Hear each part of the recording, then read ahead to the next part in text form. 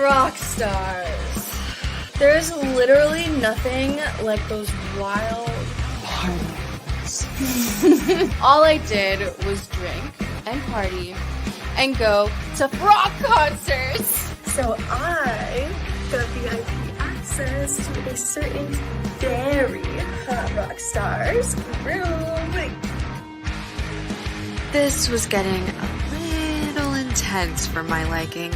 What's your problem? Okay. Look, bitch, I don't know who the fuck you think you are, but you're no better than the rest of us. Hey, come on, you gotta go. I'll call you. Hey, what would you say if I were to tell you that rock stars like Terry would pay for your attention and you would be a multi-millionaire because of it?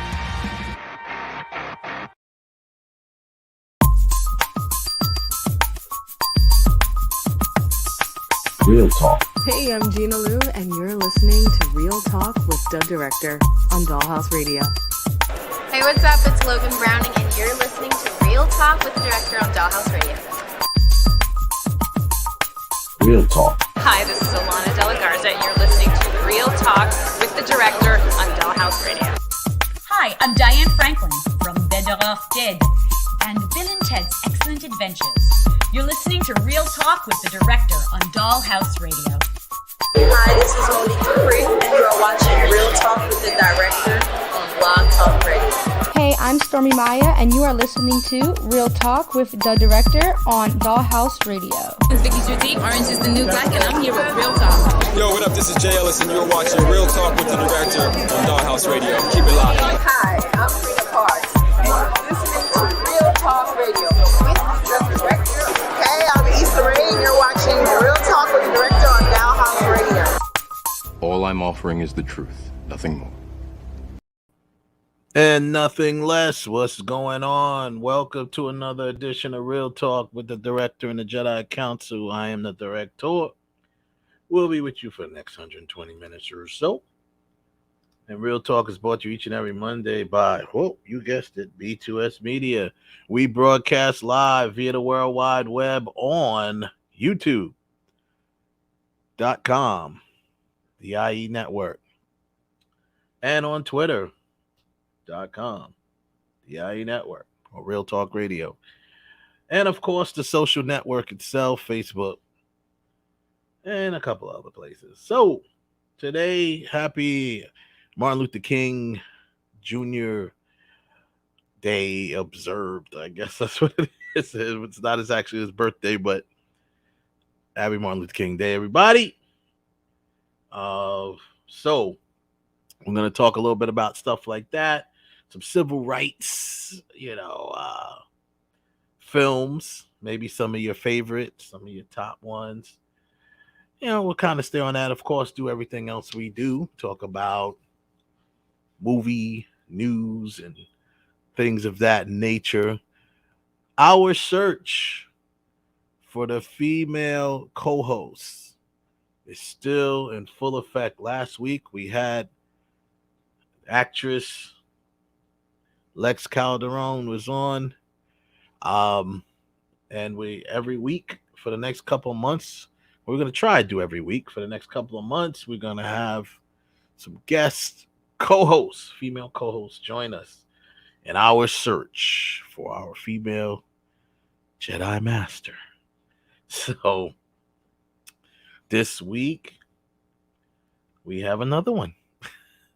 Our guest female host this week is none other than a musician and artist, Nana Razaia. She'll be joining us very soon.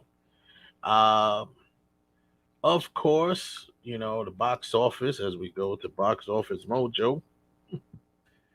And for the last weekend, who topped the box office this weekend was Scream, the new version of Scream, at 30 million.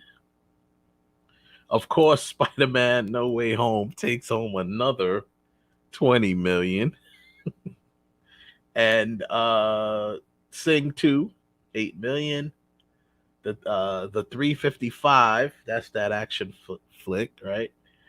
That took home 2.3 million. And then The King's Man, which is pretty much like the prequel to Kingsman. That's like the first, they kind of go back to the original The King's Man, I guess. So he's the one who actually started the whole group of Kingsmen and stuff like that. So that's for the week of January 14th through the 16th. I did not get a chance to see Scream yet. I heard it was really good. I heard that it hit the mark, and where people were afraid that it was going to suck, it didn't, from what I'm hearing. So with that being said, can't wait to check it out. Spider-Man No Way Home, I mean, it is what it is. It's done so well, and it's continuing to do so well. So there's nothing to say about that. The 355, I do kind of want to see that. I'm not sure when I will, but I won't see it before I see Scream. I'm definitely gonna see Scream first, and then The King's Man, that looks pretty interesting as well. I think I'd want to check that out as well. I'm sure. I know Kev had went to. I think he told me he went to see Scream. I think he definitely went to see Scream. Ralph went. He attempted to see Scream, and something. I'll let him tell the story. Something weird happened. I don't know, man. Maybe Ghostface was like, "Hey," and I don't mean Ghostface Killer from Wu-Tang. I mean Ghostface, the Scream Killer. Maybe he was in the building. I think Ralph said something like the lights went out or the power went out or something like that at the theater. Ooh, glad you came out of that. Okay, buddy. So we'll get the full story from Ralph when we bring him on. Also, a couple of other things we'll talk about today. Like I said, here's a good question. I didn't put that in the poll. There's a poll going right now on the YouTube. If you're joining us via YouTube, you'll see there should be a poll in the chat room or something like that that basically asks, do you think Selma was a good representation of Dr. King? It's just a poll. It's a yes or no question. Very simple. I do have another. I didn't put it as a poll, but here's a nice trivia. If you can think about it without looking it up, but I know people will look it up anyway. You can take a guess. And that would be, there is a number of people throughout the years that have portrayed Dr. King on screen. Well, just in let's just say in art.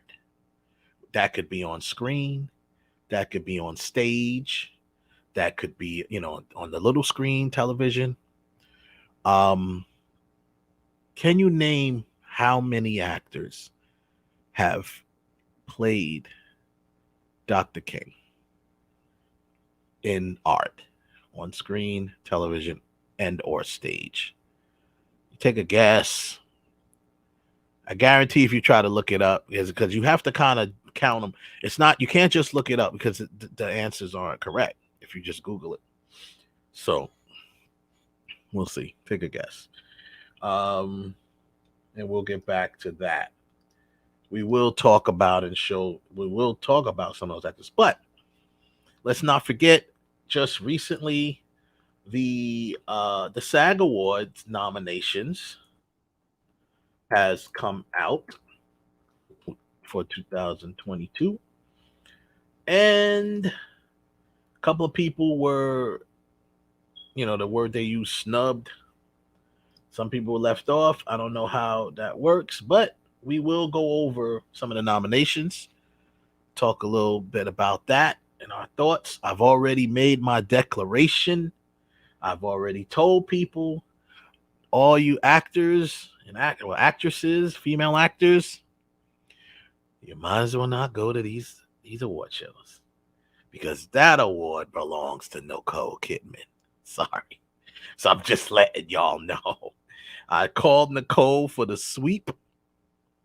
I was a little nervous about the Golden Globe Awards because that is the Hollywood, the whatever it is, the Hollywood press or whatever, the foreign Hollywood press. Yeah, I thought that, but for sure they were going to give it to Kristen Stewart for playing Princess Diana. And I hear and read that she did do it well. However, she did not win, and it did go to Nicole Kidman for playing Lucille Ball in Being the Ricardos. So now that she's gotten over that hump, I'm calling Nicole Kidman for the sweep. I think she's going to get the SAG Award, and I believe she's going to get the Academy Award. I believe she's going to get the Oscar, because the SAG, it's obviously her peers that's judging her, and these people know the work you got to put in to portray a real person. And not saying that Kristen Stewart did not put in her work, but I mean, to portray someone who was seen on TV and heard on TV as much as Lucille Ball and nail it. Yeah. I mean, I'm going to be honest with you. I'm American, right? So there's only so much I remember about Princess Diana, seeing her on TV.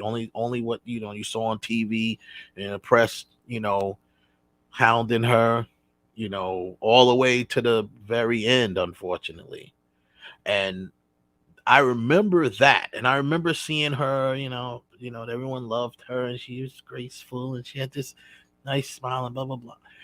But other than that, I don't know how many Americans really know that much about Princess Diana.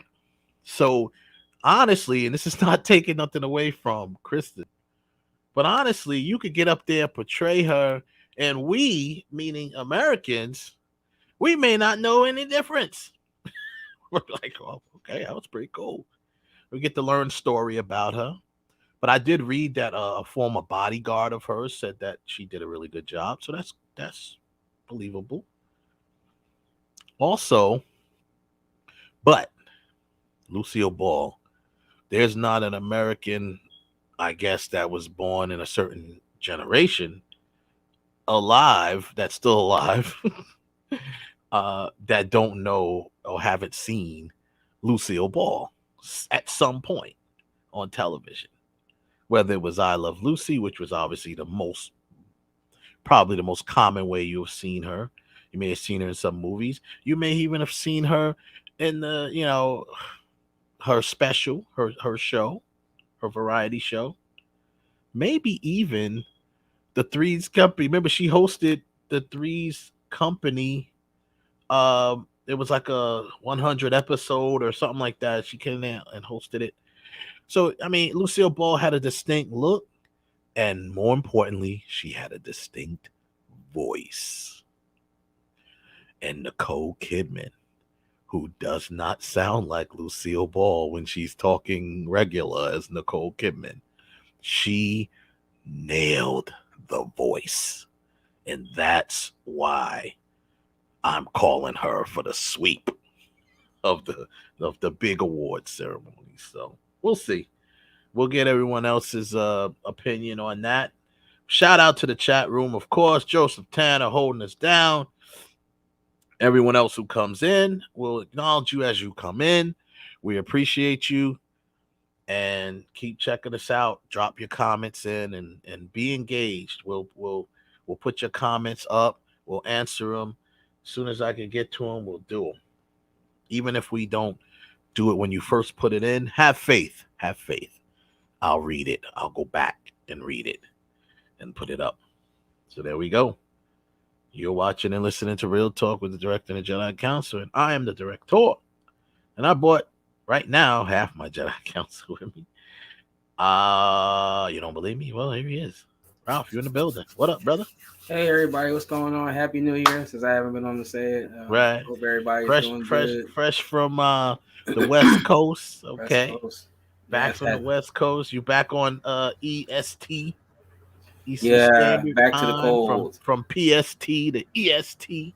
right? Yes, back to the cold. Back to the cold. When I left, it was 83 degrees, and I come back. When I left LA, it was 83 degrees, and I come back here, it's 20. So yeah, kind of. Yeah, man. Our guest host tonight, I believe she's on the West Coast as well. Yeah, she West is. Coast where it's gotta be. That's why I gotta move there. Well, bruh, I mean, you know, I'm not denying that you may want to move to the West Coast, but I'm like, hey, it was you know, it's consistently 70s down here as well. But ain't the West Coast. No, shout out to the one actor that I met. It seems like every time I go to LA, I always meet someone. So shout out to Mr. Stephen Williams from 21 Jump Street. Had a nice chat with him. He said he knew me from somewhere. I was like, I don't think so. He said, I know you. You know when people know you, when they start pointing to say, I know you. They like this. I know you. I get that a lot, and I'm telling you, I hate that, bro, because I am terrible with remembering people's names. I am terrible with that. Well, I remember. It's like, and every people remember my name. They're like, Wes, you remember me? But I'm like, yeah, man. Nah, I remember really. you. Like, not really. Yeah, it's so bad, and I apologize for that. I'm really bad with that. But you know, a lot of people remember my name too. Hey, what up, Wes? And I'm just looking like, what's up? And I got that look in my eyes, like, don't know who you are. I hate to say that though. That's so embarrassing when they know me. And they don't know me because I'm far from any type of anything, celebrity. I just get around. I got around a lot, and people just know me. And maybe I leave a lasting impression on them. I don't know. Maybe my name is easy to remember. I don't know. Maybe so. But they're just like, what up, Wes? And I'm like, what up? But yeah. Oh, you remember me, son? Yeah, I remember you, man. Yeah, man. Yeah, you I remember you. Now I can remember faces though, but I remember I'm just faces. terrible with I remember. It takes me a while to start putting someone's name, unless I talk to you every single day or like at least a little more regular. It takes a while to put your name to your face. But after I get it, then it's like it's in there. There's some people at my job who I don't know their name. I just know their face. Like, hey, how you doing? They're like, hey, Ralph. Yeah, I mean, there's a lot of times I'm just like that, but I have a bad memory, man. I really do. I don't have a great memory. Like my brother's memory is like that. It's really good. Like he remember when we were doing Block TV and we was doing all the different clubs and the different venues. Like he remembers a lot of them. He's like, what venue was we at? And I'm like, yo, all I remember. I saw everything through the camera. I didn't really. I was filming, so like, yeah, I wasn't paying attention to where we was. We were there. We got there. A lot of times I was driving to get there, and then we get to the spot, and once I'm set up, I'm zoned in. I'm looking through the viewfinder. I'm not looking through anything else. So, he remember what club was we at when we covered, the Neo birthday party. That I remember. It was actually called Tribeca Rooftop. I think that's where we was at in New York. But this and this party and so and so's birthday. I don't remember, but it is what it is. Yeah. So yeah, we our search. I know you wasn't on last week, but we did have our guest host on last week. It continues this week, and I think next week too. I mean, we're doing it for the next couple of months. We're gonna bring on different co-hosts. Just come on and help out, and hey man, do they thing. So we will be. You gotta be smarter than me. You gotta be smarter than me. If you could beat me, man. You gotta be smarter than me. You gotta be smarter than you. How do you know they're not smarter than you? But I'm saying, if you smarter than me, I'm like, yeah, drink something to you. I hear you, man. I'm gonna pour down like when someone passed away, they say I poured out a little liquor. I'm gonna pour down a little. I'm gonna drink a little tea in your honor. A little tea. Now, bro, I just gotta say this before I bring our guest host on. I see you drinking tea there. Yes. Are you drinking? Are you drinking? It's iced tea or just tea or whatever. This right here. This actually, I know y'all can't see it too well, but most of the time you see me. But I've recently fell in love with Lipton's peach tea. No. I knew. That's what I was gonna ask you. I'm like, are you actually drinking tea, or are you drinking some fake imitation Now, Nestea. It's so annoying to me. Now I will say this: iced tea is real, actual tea that's cold. No, actual now tea. I will say this though, right?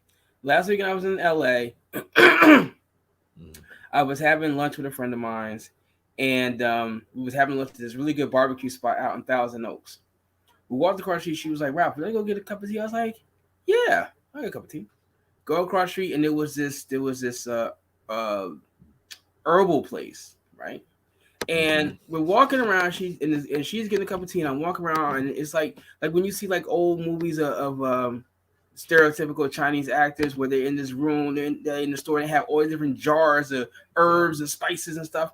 Yeah, that's a little much for me. Right. So I'm standing there, and they have the shop had on this board and saying different things that some of the herbs they sell could do, and it said digestion, insomnia, back pain. Yeah. But one thing it said was coughing.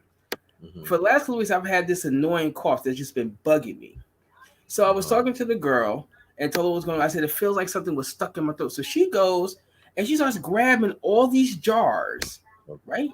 And brews me this tea from all of these different herbs that she's getting. Mm-hmm. And she said, just drink this. I was like, okay. It was hot, but I'm sipping it. Now, Thousand Oaks from Los Angeles, where I was at, is a 40-minute drive. So all the way home, all the way back, I'm sipping this tea. And I must tell you, it cleared up like that. That's what's up. Like yeah, man. Tea is that thing, man. Now I cannot sit here and tell anybody what was in that tea. It was like huckleberry and gooseberry and a little maybe some chronic. I don't know. I don't know. All I know, she was getting jars. She had like this table, and it was witch's like brew. Exactly. Got the witch's brew, right? It was like witch's brew. And hey, it worked. That's all that matters, bro. You got me there. It worked. That's all I need to know. And but yeah, I never like tea like Nestea and like the stuff that you put in the powdered stuff. This like, is now they start calling regular tea what I always called iced tea. Now they call it sweet tea. This McDonald's decided to call it sweet tea. Well, I've had the McDonald's tea. McDonald's is really sweet, but this right here, this is Lipton's Georgia peach tea. Okay. It's really good. It's very good. That's cool. I mean, I don't know. Most of the time I drink raspberry. I like raspberry tea. Now some teas I cannot drink. Like it doesn't taste good to me like raspberry tea from the bag when it's hot. Like normally I drink black tea or like when I used to go to Chinese restaurants, green tea. I love green tea. Yeah. Green tea helps. It's very good for you. Helps clear your system out. So, with moving further, I guess Kev will be joining us soon. So let's bring on our guest host. Okay, because I want to curse out the movie theater. I want to tell my. You got to tell your movie theater story. I am not happy. I am not pleased right now. Okay. Let's introduce our guest host, and then we'll get back to you to tell your story. That's why I didn't tell it. Horrific. So our next guest, obviously, I said earlier today, she is a young lady, an artist. She's a musician, and she'll be joining us this evening as our second guest host of the month. Everyone, please welcome and show some love to Nana Razaia. She's in the building. What's up? What's good, girl? I don't have tea. I do have coffee though, because I drink coffee at any time of the day and night. No, I can't do coffee. No coffee. No coffee. No coffee. No espressos. No frappuccinos. None of that stuff. So Nana, thanks for joining us. Thank you for having me. Appreciate it. Yeah, we really appreciate. Like I said, man. So we know that it's obviously Happy MLK Day, right? To everybody out there. Now you're on the West Coast, right? Yes, I am. I'm currently in the West Coast, but I am from Massachusetts originally. Oh wow, that's a big jump. Very much so. Very exact opposite. Yeah. From Massachusetts to, and are you in like an LA area? Or? Yeah. Mm-hmm. Okay, cool. Yeah, that's what's up. Yeah, I just left. Ralph just left over there. Exactly. What area were you in? East Hollywood. East Hollywood. Okay. I-town. Yeah. I'm not too. I live like probably like 15 minutes out from there, so it's a cool area. What are you going? Are you going towards either? Well, you could Koreatown. Like I'm like right underneath Koreatown. Oh, okay. I know where it is. Yeah. Okay. I'm right over there. What's up. That's where MacArthur Park is at around that area. I'm like 10 minutes like west from there. Yeah. But it's cool. I'm like 15 minutes from everywhere. It seems like that, the way you just said that. It's great. I loved it. Spend less time in the car is the best for me. I get tired of that. You know what was funny? This is the freakiest thing. I was in LA for a week. Right, from 2 weeks Thursday to last Thursday. All the time I was driving around, I did not run into traffic one single day. It was the most amazing. Exactly. That's what I said. I did not, like, coming from the airport, going to the airport, going to Burbank, Thousand Oaks. I didn't run into traffic not one single day. Wow. I was stunned. Any time of the day?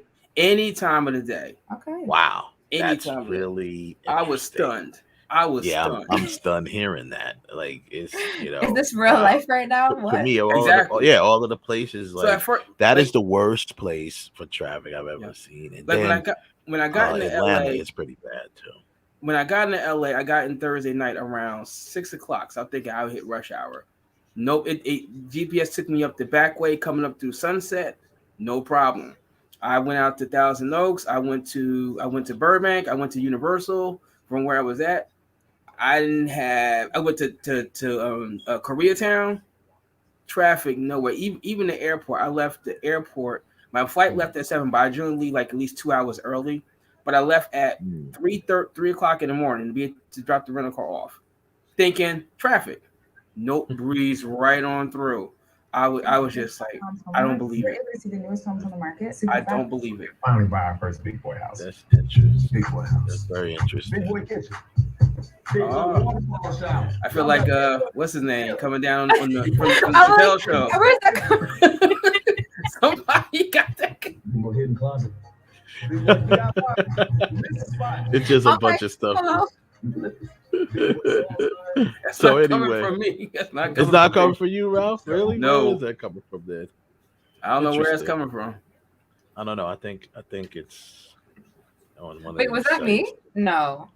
I don't think so. It's all good. It was pretty funny when it come wherever it's coming from. Cool. So Ralph. No, I said Ralph. Nana. Just real quick before we, continue with the show, I wanted to. It's funny because I was going to bring you on anyway to kind of interview you. And it's not going to be no full-fledged interview. I'm not going to throw you out there like that because I know you focused on doing your other thing, doing this with us. But tell us a little bit about your artistry. I know you're an artist, and give us a little background on that. Yeah, for sure. So I mostly do pop R&B, singer-songwriter, mixing and engineer. I mix all of my music. And I also am the creative director behind all my content, my music videos, anything visual that you see on my branding. Cool. Yeah, I haven't honestly, I started making music full time when I moved to LA. Okay.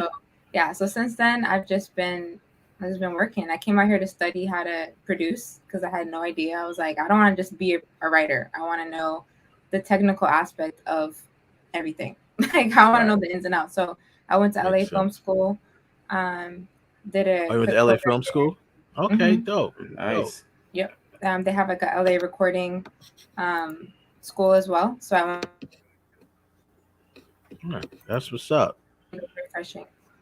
But yeah, so I went for music production, and then music production, and what else? You kind of broke up a little bit. We have a problem, Houston. It's all good. It'll probably refresh in a minute. Yeah. But she looked like she kind of got it looked like when she was backstage too, she got hung up a couple of times. So It's all good. We let her do that. Let her get back in. Once she may even have to. You may have to leave and come back, which is fine. We have no problem with that. As soon as you pop up in the backstage area, I will bring you back in. And we'll go from there. Let's see if it yeah, okay. She went out. All right, cool. So she'll be back. She's artist, like, that's pretty cool. I didn't realize she went to the LA Film School. That's pretty dope.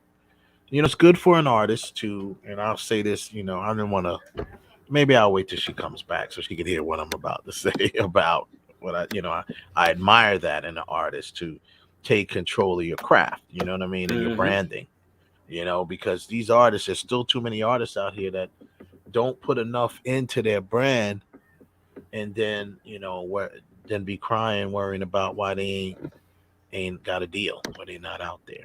Here she comes. All right, she's back. There we go. All right. I don't know if it's just my internet. It's usually fine, but today's is giving me grief. But my bad. Yeah, you know what? It's so weird. No, it's not. It's so weird that happens. A lot of people say that. I don't know if it's StreamYard is like kind of demanding a certain type of speed or something. I don't know, because when we had Diane Franklin on the first time, it was worse. It was so bad. Like every time she talked, it was. I was like, oh. It's Mercury in retrograde right now. I don't know if it was. I'm like, it's usually fine any other time, but yeah, it's good. Hey, if it happens, just come on back. Okay. We got you. But yeah, so we kind of left you at you did the LA Film School. You did the music program there. You said. Yeah. I went for music production, but I fell in love with mixing, just engineering. So okay. Yeah, so I kind of don't really produce as much anymore. It just takes up way too much time. But yeah, since then I put out singles. My first EP last year. Yeah, it's been fun. Congratulations! We give you a little hand clap there. That's always a good anything accomplishment. Now, do you have it? Did you put it out on any streams or anything like that? Any streaming? Yeah, anywhere you listen to music, it's out there.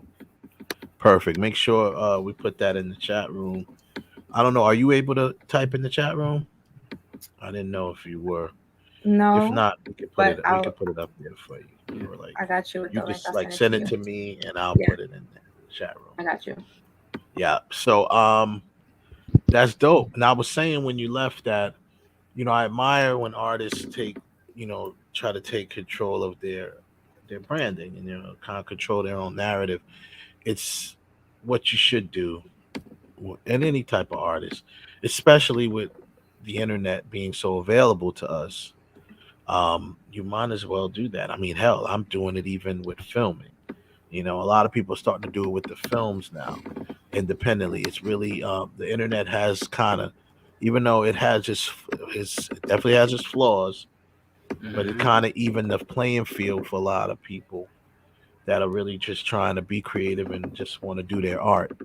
So, I applaud you for putting in that little extra effort to make sure, your art is displayed the way you want it to be. Yeah. Yeah, honestly, like when COVID hit, was it last year or 2 years ago now? Yeah, 2020. 2020. When COVID hit, obviously we're inside, and I was steady on YouTube. I was like reading up like on stuff. Like that was a time that I was really like in here, like really honing in on my craft or like just building that foundation, But everything, a lot of it is self-taught, and a lot of it you just got to put in the hours to do the thing, and you can do it. Anyone can do it. Yeah, we have so much right here. We have so much information at our fingertips. I tell you, I went. It's this discipline. You just got to sit and do it. Yeah, it's true, and I tell you, a lot of people, like you said, it's a lot available to you. YouTube University, I call it. You can go to YouTube and learn damn near anything. Anything. I sometimes I went damn near $100,000 in debt before I decided to go to YouTube University with school.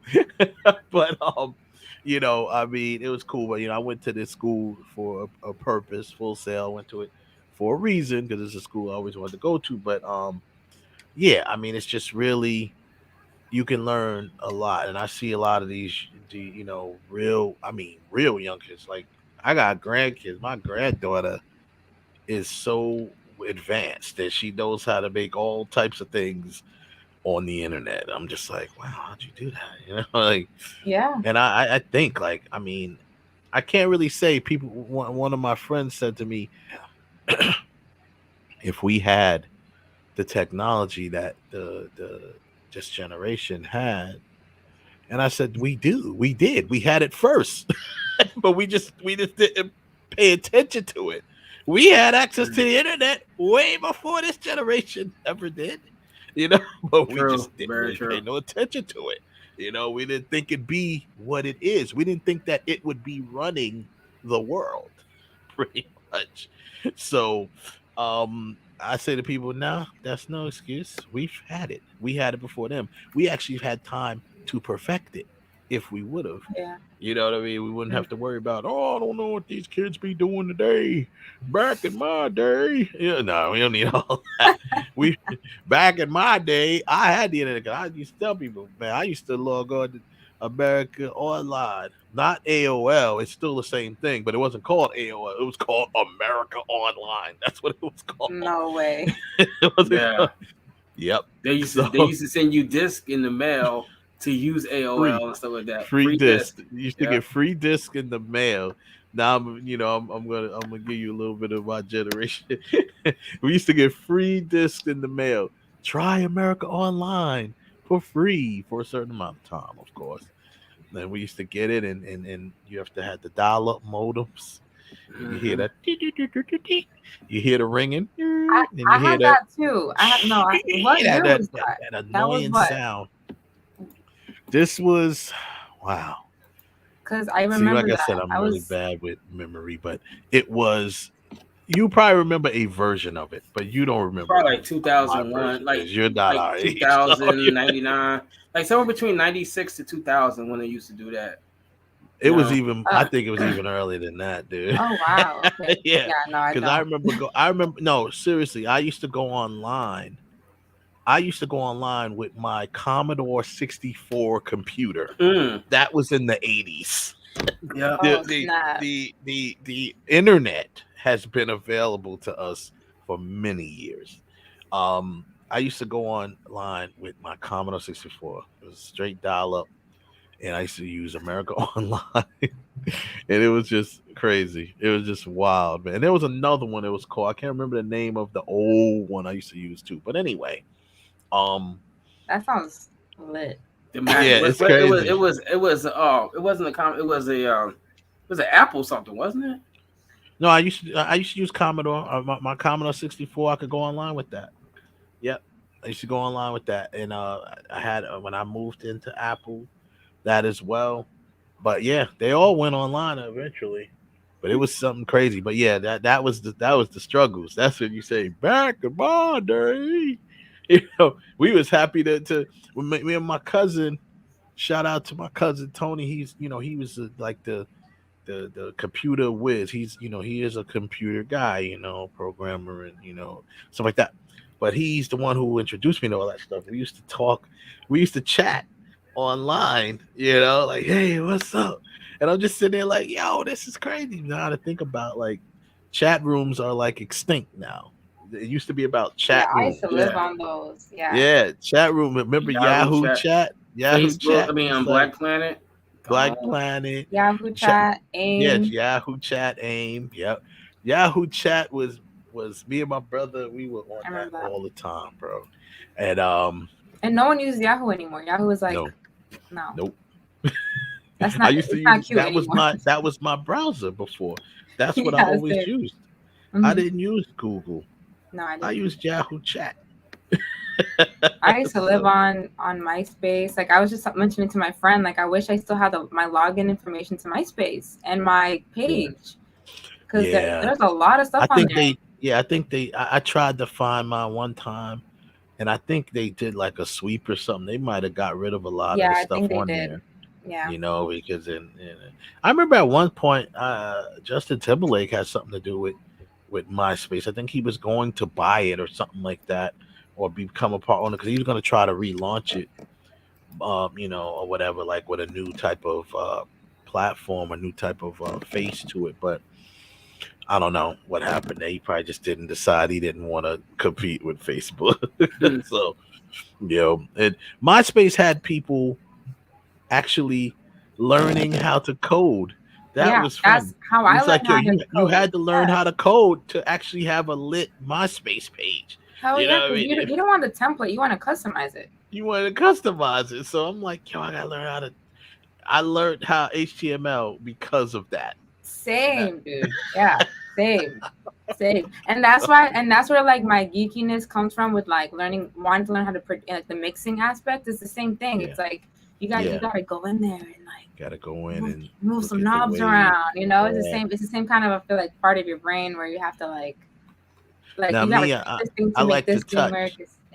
I like to touch things. I know everything is digital now. But, I come from an analog background, so because I'm a musician myself, and I used to produce music and stuff like that, all analog background. So even when it became digital and Pro Tools came into play, I need a controller. I used to, when I had Pro Tools, I was always I didn't get a chance to buy it, but I wanted to get that Control 24 at the time. It was the Control 24 for Pro Tools. I like to touch things, turn the actual knobs and, faders. And I don't like everything being digital and I'm using a mouse to do it. That's just, even with my keyboard, I don't like to just take loops and things like that. With my keyboard, I need something physical.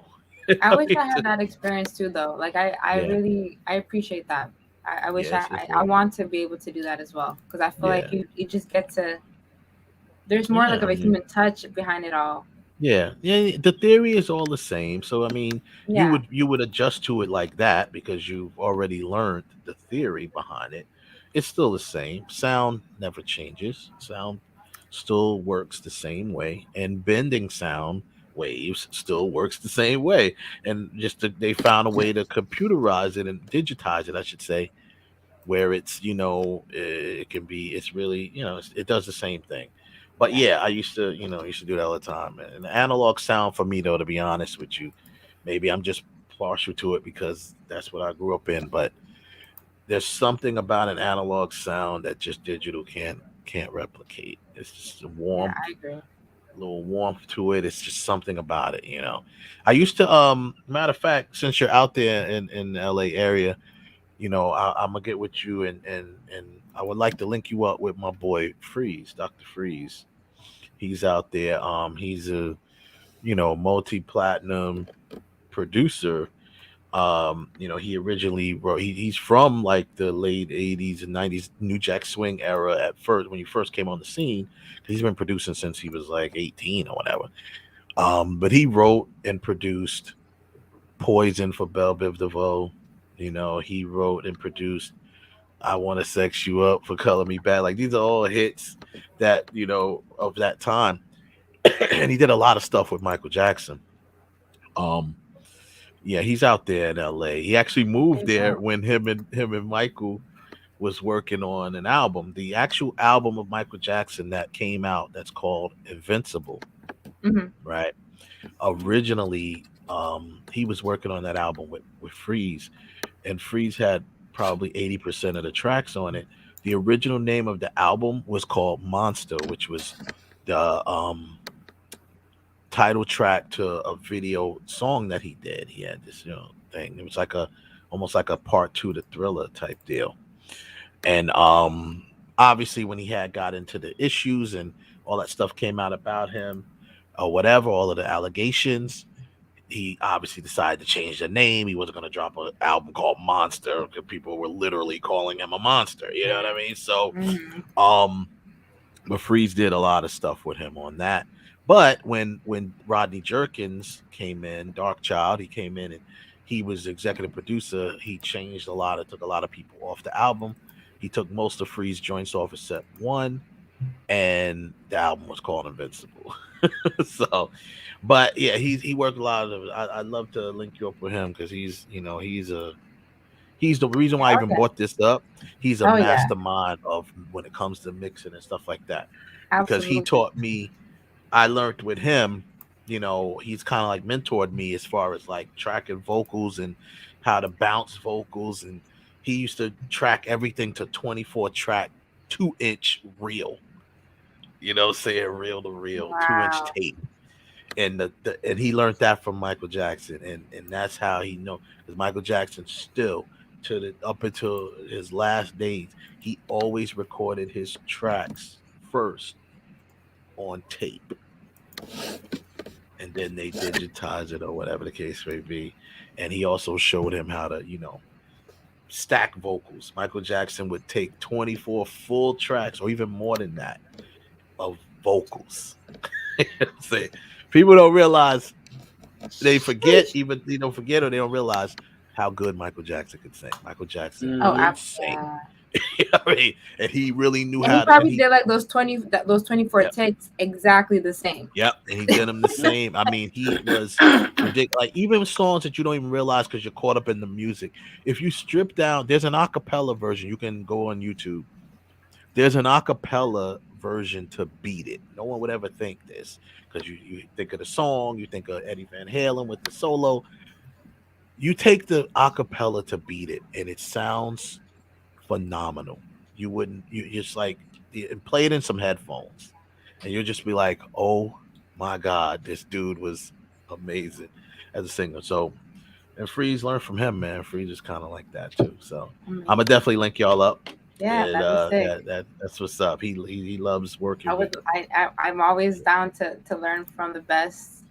Yeah, he's a mad scientist, man. But he's a great producer, writer, just a good, and he sings very well too. He's like, because you know, Michael, when you work with Michael Jackson, or when you did work with Michael Jackson, he required you to he wouldn't take a song from you unless he really thought he could sing it. So when you pitched a song to Michael, you had to reference it like Michael, like you had to sing and kind of sound as much as you could like Michael.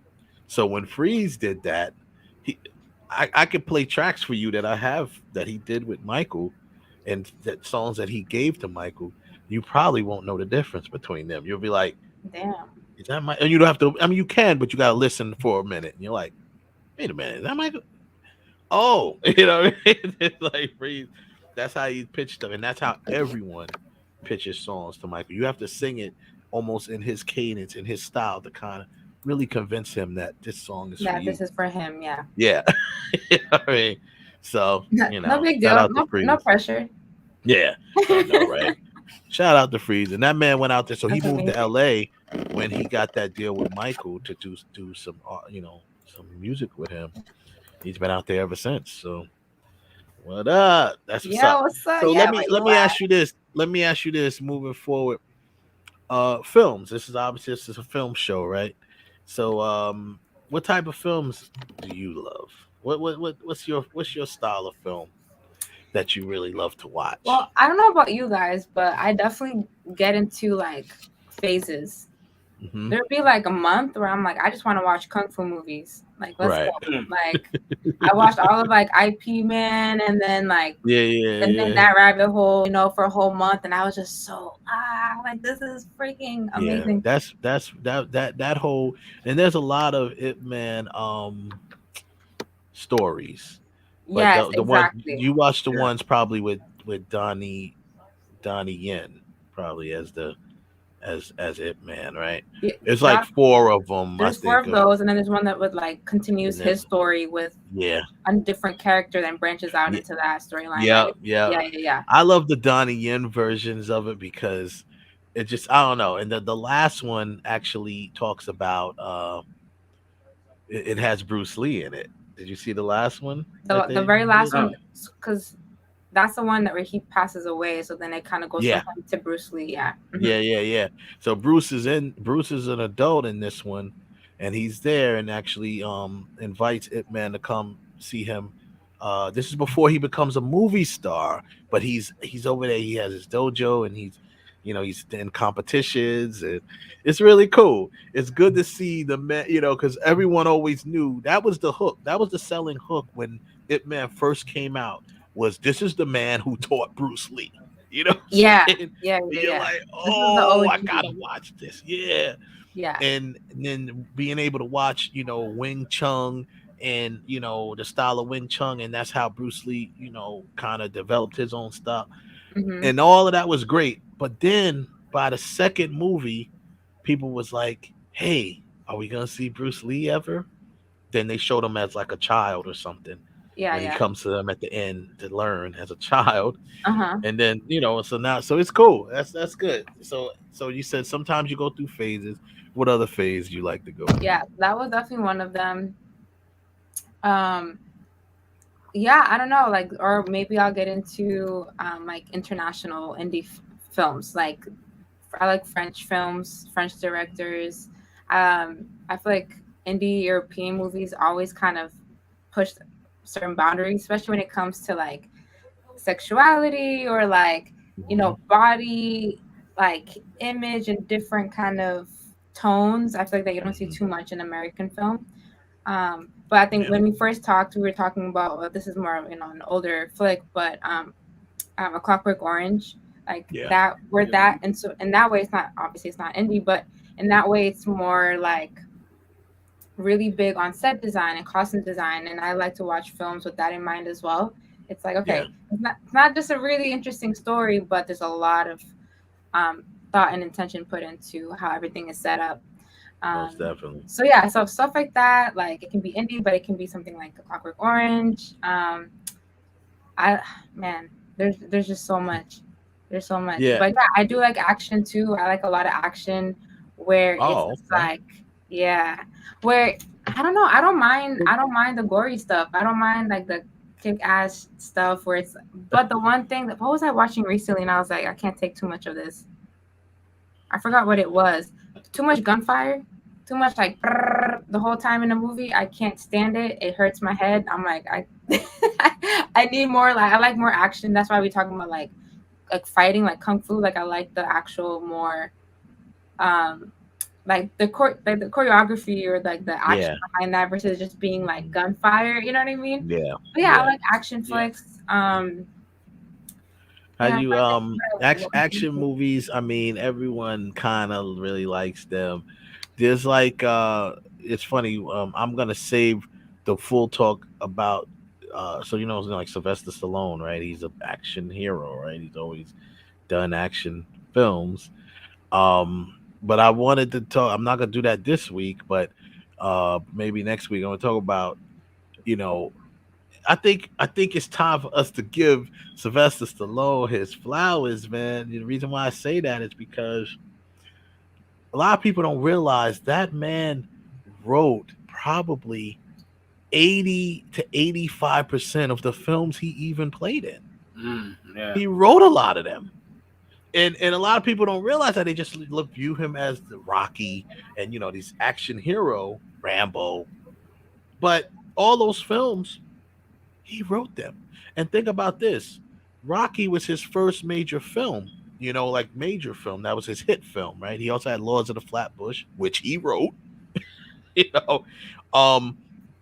But Rocky being a major motion picture hit, you know, he came in the game with that film, and they wasn't even going to you know, they didn't want him to play in it. They wanted to get like Robert Redford or somebody else who was like known to play this character. He stuck to his guns. He's like, nope. He stuck to his guns. He was like, nope, I have to play this character, and he stayed with it. That's if that ain't what we just was talking about with independence and being able to, you know, just do, you know, really hold on and do your thing.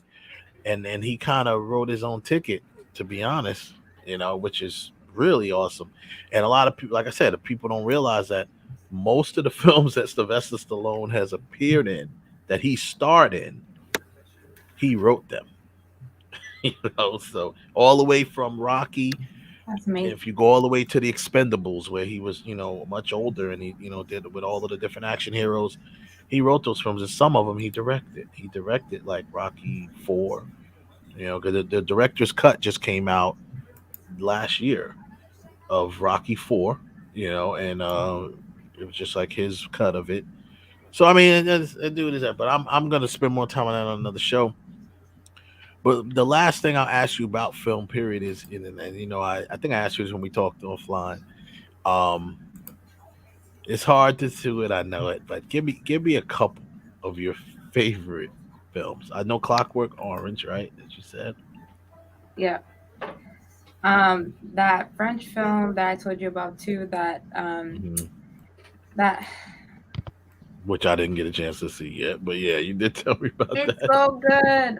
What is it? Dang, dude. Yeah, I get brain fart whenever. it's all good. It's the one where it's about Only a one girl word. who like meets a guy at like a photo booth and falls in love with him, and it's like the quirkiest thing. I'm just trying to find it. But yeah, so that's one. Um, um, No Country for Old Men, right? No No Country, Country yeah. for Good Old movie. Men. Yeah, Good movie. that's a Yeah. great movie. That Yeah, I like movies like that. It's such a contrast to Clockwork Orange because it's really about the stillness and those still moments. Like there's not too much, dialogue going on, but it's just the yeah. intensity, the climax, and the tension between characters that I really, really Mhm. like. So when things hit, it really hits. You know what I'm Really saying? is. Yeah. Something Yeah. I watched recently that was really good is this Japanese movie called Tampopo, Mhm. um, which is like definitely more. It's more like what's the genre here? It's directed by Juzo Itami. I don't know if you know what that Mhm. is, but Mhm. more comedy western type of thing where Oh wow. it's really focused on the food and cuisine, but it's really witty. The writing is incredible. I've seen it twice in like a week. Oh It's really wow. really good. Wow. Another one that I saw recently too, mainly just because I was like trying to look for um like still shots for like music video inspo. I Yeah. don't know if you guys heard of Wong Kar Wai. Uh huh. No, I never heard of that one. He Never heard. Never directed, heard. But yeah. but I'll just show you the look Yeah. how good this like is. It's just them Let me on a see. motorcycle. You Oh know what I'm okay. saying? So Yeah. it's Yeah. called Yeah. Fallen Angels. But even that too, it's about this couple who they're like hitmen essentially. They're but they like it's I like also movies kind of like any like a Quentin Tarantino movie where it's really there's so many different plot lines or so we focus Love on Quentin. different characters throughout the movie and then it all comes together at the end. Yeah. Um QT. That's my like dude, man. I've always. like like the, He's like one the of my. Departed, like Yeah, who I love directed The Departed? Departed too. Departed was great. That's Scorsese. Departed was good. I mean, The Departed was not obviously a Scorsese No. best, but it was a good film. I thought it was good. No, I thought it was good. I mean, but it wasn't. I mean, Scorsese has a lot of good, really good films, right? So, I mean, in the group of say mobster films that Scorsese has done, Departed definitely falls behind Goodfellas. It falls behind Casino. It falls behind, like things like that. So, and of course, Taxi Driver. It falls behind that stuff, but but it's still a great, really good film. Really, really enjoyed it. Oh, I got another favorite for you. I don't know if you guys seen Burn Okay, After Reading. Burn After Reading. Yeah, I heard about. I I never didn't like saw it. it that great. You saw it, bro? You didn't Yeah, like I it? saw it.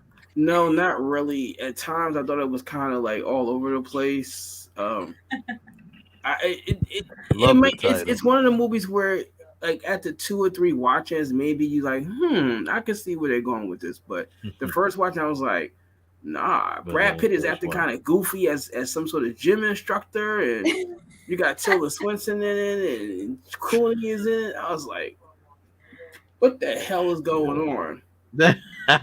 Well, I now you mentioned said. that. Mhm.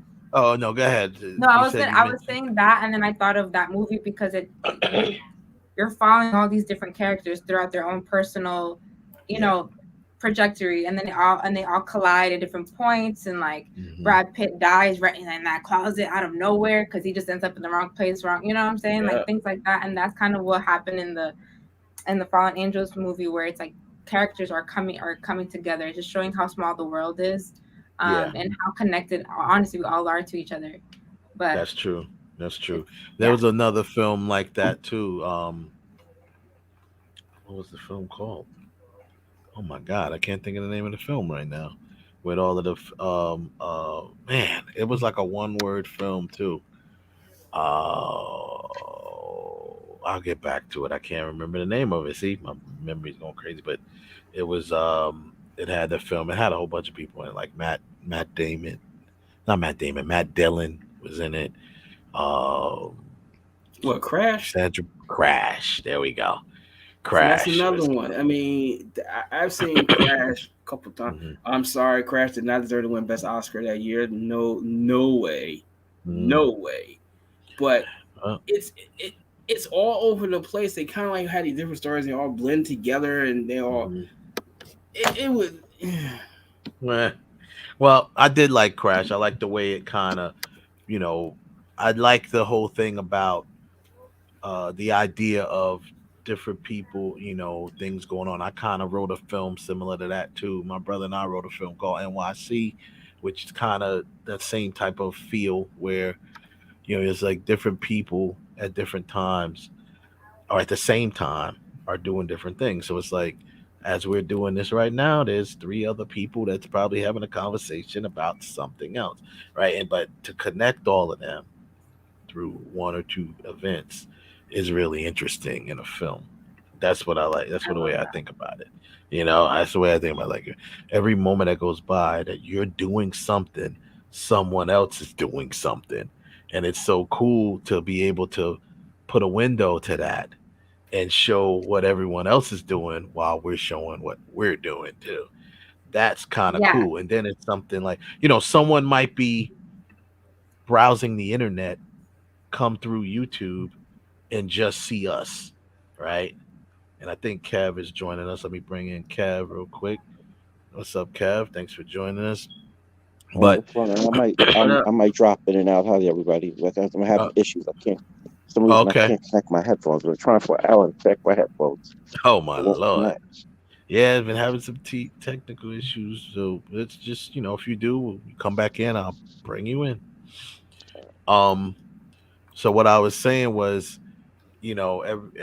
everybody doing something. You put that window to it, and if it's connected, if someone was on YouTube and they're just browsing and they come across this show, you know what I mean? But imagine if we had a camera on that person and a camera on us, and the person just browsing like, oh, what's this? Real Talk. Let me watch this.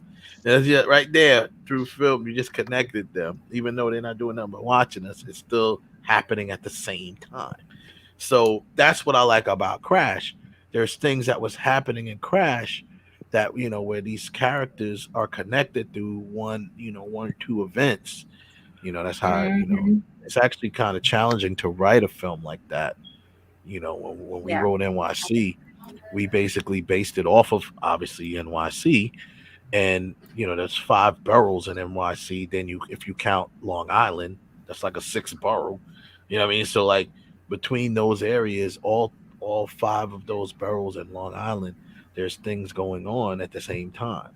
If we connected them all through one event or something like that, it's pretty amazing. But it was pretty difficult to write. Yeah, but we've seen that with Valentine's Day, New Year's Eve. You got like all these stories. Well, yeah, those were later films from Crash, but yeah, those came out a little after. Now, if you would have said the original Crash, I like that one. Mm-hmm. The one with Holly Hunter and James Spader. I like that. Right. That was all about people that have high sexuality after seeing car crashes. The whole thing. Mm-hmm. That one was kind of interesting because I was like, that's really a thing. But that I was like, it was okay. Yeah. It was okay, but it's okay. And then I like films like like she said, like Clockwork Orange, where it takes place pretty much in one location, pretty much for the whole film. Well, I didn't know about that. I didn't know about that movie that it was banned in a lot of countries when it first came out. Which one? Clockwork Orange. Yeah. The imagery and stuff. The imagery of it and things that they did in it, and crazy. Yeah, and it was really wild. I didn't know that.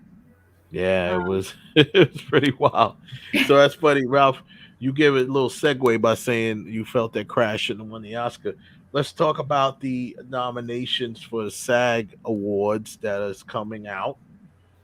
Well, it's come out, the nominations, and I'm actually reading from VanityFair.com, where they have, there's so many people that put the list out everywhere, right? I don't know if I could share this screen. Let me see. If not, we won't. But where is it? Okay. And then, so yeah, I'm looking. Oh, look at that, my girl Priyanka. She's up there in the corner. But so anyway, yeah, I have like this secret obsession with Priyanka Chopra. I just have to, she's my future ex-wife. I thought that was Maya. That was Maya. Yeah, it is Maya. That's another one. Yeah, Maya has always been my future ex-wife. But in Hollywood they have a whole bunch of ex-wives, right? So anyway, let's start with this one. Outstanding performance by a cast in a motion picture: Belfast, Coda, Don't Look Up, House of Gucci, and King Richard. It's probably gonna go to. I think it's probably gonna go to House of Gucci, probably, as a cast, as an ensemble cast, probably. Because they had either that or Don't Look Up, because Don't Look Up had a really big cast. Don't Look Up had a star-studded cast. DiCaprio, Jennifer Lawrence, Meryl Streep, Kate Blanchett. Freaking Meryl Streep. Yeah, right. They were all in it. I mean, hell, throw in Tyler Perry was even in the film. Yeah, you very rarely see Tyler Perry in films that's not a Tyler Perry film. So even Tyler Perry. True. I've only remember like when he did the what was that called? The Alex Cross stuff. When he did that wasn't his film, and he appeared in Star Trek. Was it? Did he appear in one of the Star Trek or one of the Star Wars? He's in Star Trek. He's in Gone Girl. He was in Gone Girl. Gone Girl, yeah, Gone Girl. So he's in a few that's not a Tyler Perry film. So that's pretty cool. But I don't know. Don't Look Up or House of Gucci, I think, would be the ones that might take this one. Outstanding performance by a male actor in a leading role. There's Javier Bardem. It was he played Ricky Ricardo and Being the Ricardos. Benedict Cumberbatch, Power of the Dog. Now, the Power of the Dog, I think that one cleaned up at the Golden Globes, didn't it? It won a lot there, if I remember correctly. And I still haven't watched that. It's right there on Netflix too. I heard it. It's like a Western. The Power of the Dog. Yeah, it's like a Western. Andrew Garfield, Tick Tick Boom, Will Smith, King Richard, and Denzel Washington for The Tragedy of Macbeth. So I don't know. It's a toss-up. The front runner is Will Smith, King Richard. He won the Golden Globe for it. Some people are expecting. I don't know if he's going to get this one. I'm not sure. With the SAG, man, they're a little weird.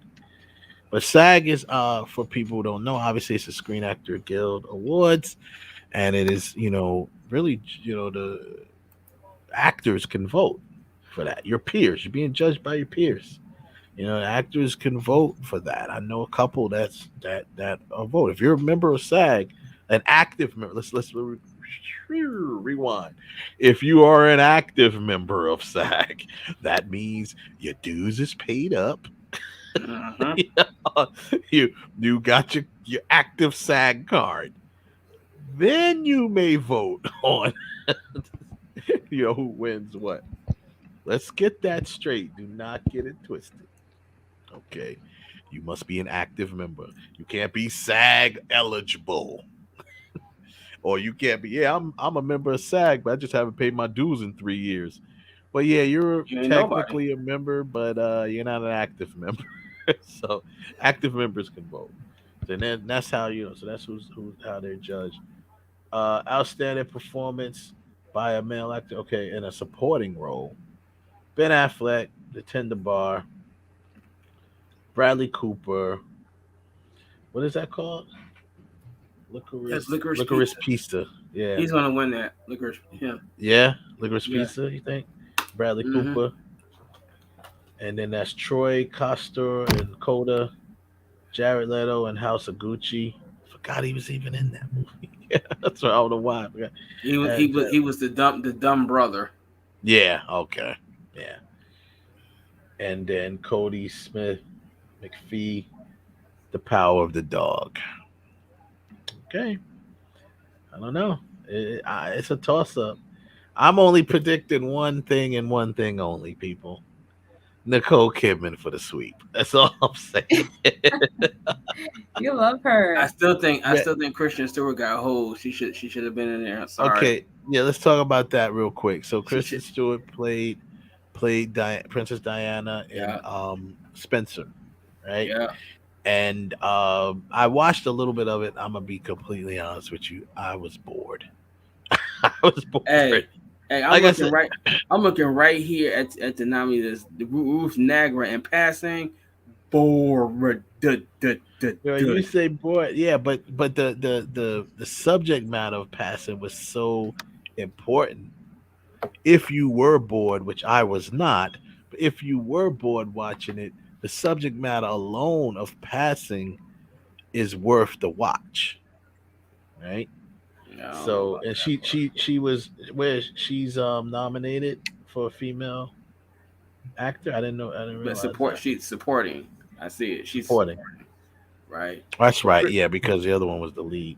Right. So, and we'll get back to the actual. But Stewart, I mean, I'm sorry, she got hosed. She got hosed in this category, but it's okay because she will be an Oscar nominee. She'll be an Oscar nominee.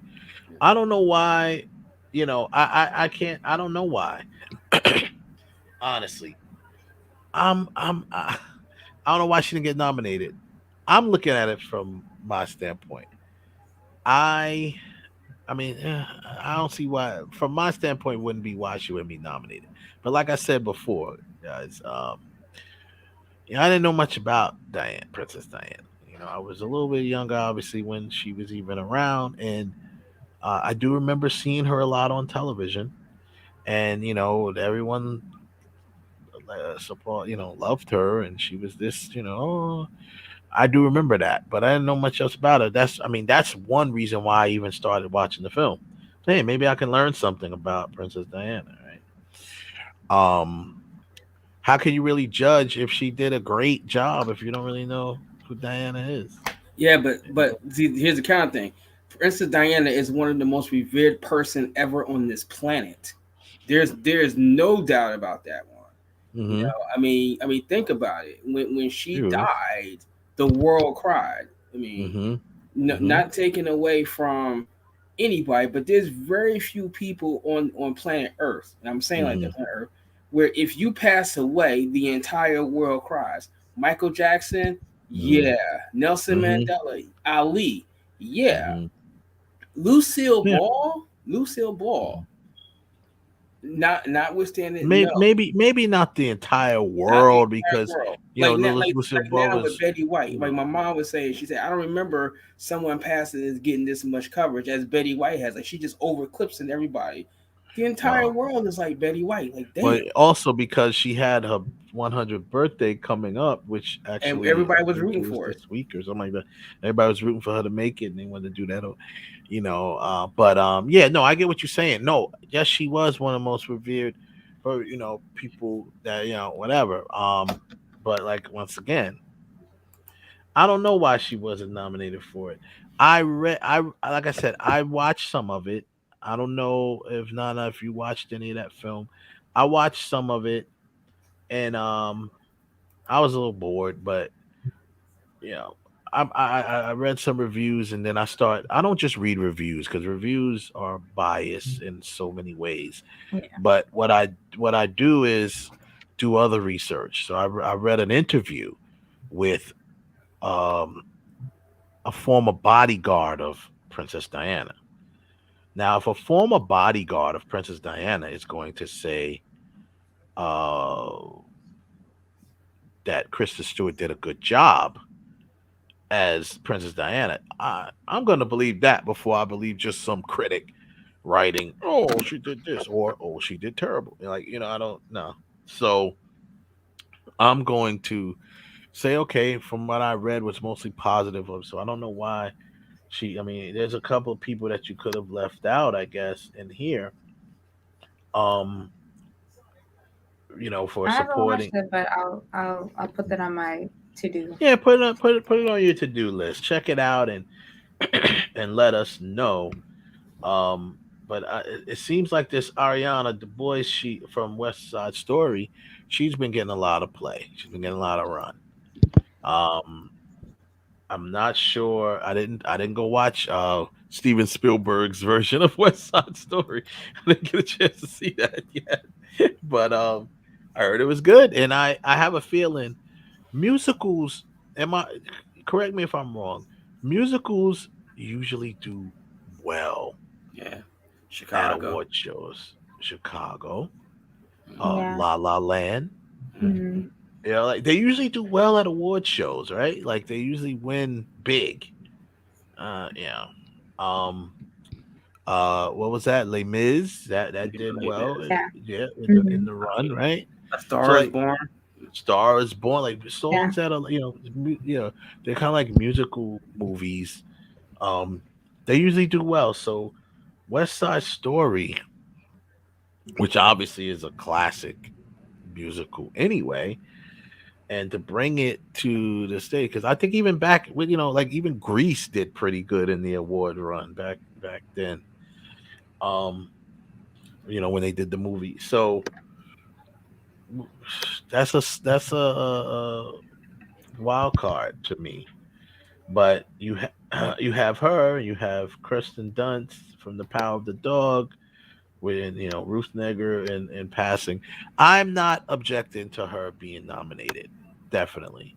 And I think if I was gonna knock any one of these out, I wouldn't knock her out because she did a really good job. So I don't know if people who's up on Passing. Obviously, Passing is a film about two women that friends, and they one of them runs into the other while she was passing. Passing was a thing back in those days where people of color, really light skin, really fair skin, black people were able to quote unquote pass as white, and they they do that to get places that only white people can get. So the subject matter alone is worth the watch of the film. Now you might like it, you may not like it. Ralph said his voice is expressed that he didn't really like it. He thought it was boring. Yeah, he did. Ding, ding, it's ding, cool. ding. I did not think it was boring. I thought it was like pretty, watching maple syrup freeze and dry. Yeah, God. I didn't think that. I thought the film moved kind of fast because they were time jumping a lot. They were moving along in this relationship between these two women, and they're like, I'm not going to tell the story, but the bottom line is the whole subject matter of it was very interesting. The fact that Ruth Negger's character was married to a racist white man who thought she was white, which is, and this is based on the book, I think, of the same name, which is based on true events, right? So the fact that she's married to this dude is wild, right? She's married to a dude who is straight up racist. He's dropping the N-word like it's no tomorrow. And she's like, oh.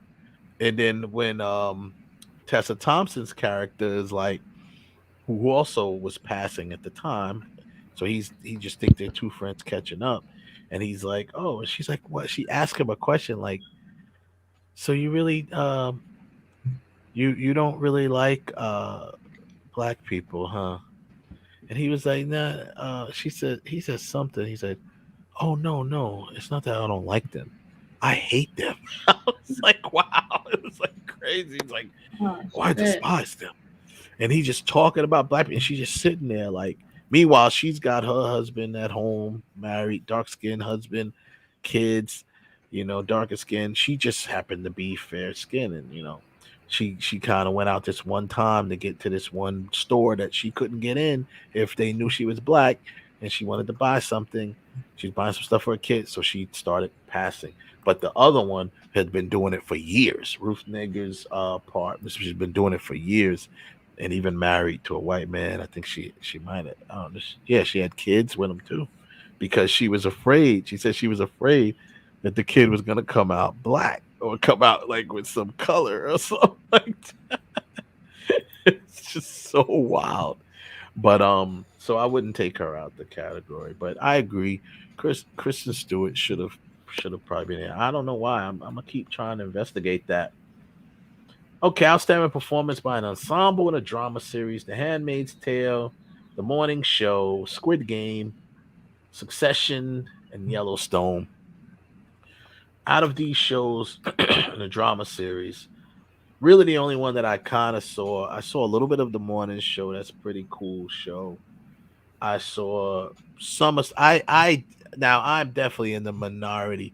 I really did not like Squid Game. I thought it was. To me, it was stupid. I just thought it was dumb. I was just like, it didn't even look appealing. I was like, to me, it didn't. That's why I didn't really get into it, because it did not look appealing to me. I did watch some of it, and I was just. I watched the whole thing. I kind of felt the same because I don't know. This is just me, but when something gets a lot of hype, I take a little bit of time to like let the hype die down, let people get it out of their system, let everyone tweet about it and talk about it, and then I'll go and watch it. I like to see how people react to something and how like the social commentary is behind something, and then I'll be like, all right, so let me see what's up. I feel like with that, I gave it a shot and I watched it because I'm like, I started it, I'm gonna finish it, and like I thought it was I thought it was okay too. I didn't I wasn't committed to the story. Right. The acting was cool. Like I liked the characters, but I wasn't attached to how it was gonna end. I was just there. I was like, let me at least finish it. But yeah, I felt the same. So fine. So I'm thinking, okay, whatever. But I mean, like you said, when a movie is very hyped like that, I use, if I didn't already see it, because that's what happened to me with Bird Box. I saw Bird Box the moment it was on Netflix, because like I get a notification from Netflix. There's a new movie, and I happen to be a Sandra Bullock fan, so I was like, oh, let me watch this. I had no idea what it was about, and I watched it, and I was like, oh, this is pretty good. Bird Box, it was pretty dope. And then it just went crazy. Like everybody was, oh, Bird Box, and people doing skits about it, memes, and all this stuff. And I'm like, wow, it's so weird that people were like into it like that. But it was a really good film, but different. I liked it because it was different. It was like, all right, it's different. Yeah, it is. Yeah. It was different. I like some sort of different, variety. So okay, so outstanding performance by he said male actor. Okay, male actor in a drama series: Brian Cox, Succession; Billy Crudup in The Morning Show; Kieran Culkin in Succession again; then Lee Jung Jae in Squid Game. So this must be like lead actor, I guess. Yeah, outstanding performance by a male actor. Yeah. Jeremy Strong in Succession. So Succession has 3 out of 5 chances of winning. It's probably gonna be Kieran Culkin. I mean, I would have went Brian Cox, but I think it's gonna be Kieran Culkin for this. Okay, Succession. All right. Certainly out of his brother's shadow. Certainly. Yeah, that's good. That would be awesome, right? Of course, we're talking about Macaulay, of course, and outstanding performance by a female actor in a drama series: Jennifer Aniston, The Morning Show. Young, I don't know how to pronounce the last name, Squid Game, so I'm not gonna butcher it. And then Elizabeth Moss in The Handmaid's Tale, Sarah Snook, Succession, Reese Witherspoon, Morning Show. I don't know. It's coming down to either Aniston or Witherspoon. One or two of them. They both they both kind of like the leads. Yeah, probably Jennifer Aniston, because she seemed to really, really take control of that character in The Morning Show. Outstanding performance by an ensemble in a comedy series. The Great, Hacks, Kaminsky Method, Only Murders in the Building, and Ted Lasso. It's probably gonna be Ted Lasso. Probably gonna be Ted Lasso. I've never seen it, but I hear a lot of stuff about it. Never seen it either. Yeah, I heard about it. Performance by a male actor in a comedy series. Michael Douglas, the Kaminsky Method, Brett Goldstein, and Ted Lasso. Steve Martin, Only Murders in the Building. I didn't know Steve Martin. I didn't even know he was in that show. Martin Short. Oh my God, that's supposed to be I'm gonna have to watch this. This must be Selena fun. Gomez. If it's got Steve Martin and Martin Short in it, it's probably hilarious. And Jason Sudeikis and Ted Lasso, but Martin Short and Steve Martin, I just those two together. I'm thinking that's got to be fun. I would get that to be probably Steve Martin. I think Steve Martin. Think Steve Martin to get it? Yeah. I mean, that's who I would like. It's probably going to be Jason Sudeikis and Ted Lasso, but I would think Steve Martin could pull the upset there. Pull the upset, that would be cool. And then outstanding of a female for a comedy series is Ellie Fanning, speaking about getting out of older siblings' shadow, right? Yeah. Ellie Fanning, the Great. That's Sandra Oh, the Chair. Jean Smart, Hacks, Juno Temple, Ted Lasso, and Hannah Waddingham. Ted Lasso.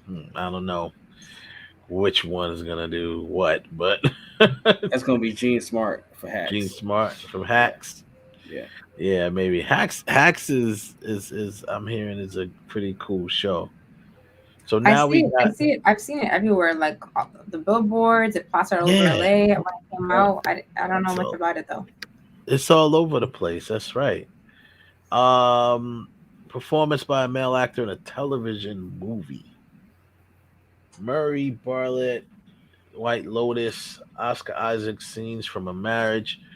Heard a lot of good stuff about this. Scenes from a Marriage. Yeah, it was kind of rough. Yeah.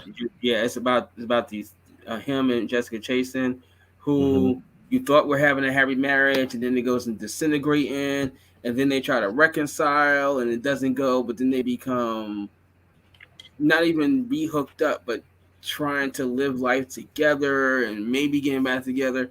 It's real intense. It's really intense. Now, I mean, I was watching one of the chapters is like where she comes to their house before he sells it, and he waiting on the paperwork to get the divorce. He has sex with her, and it basically says, "Give me the paperwork, I'm gonna sign." She's like, "Well, you was just in me a few minutes ago." He's like, "Well, I made a mistake."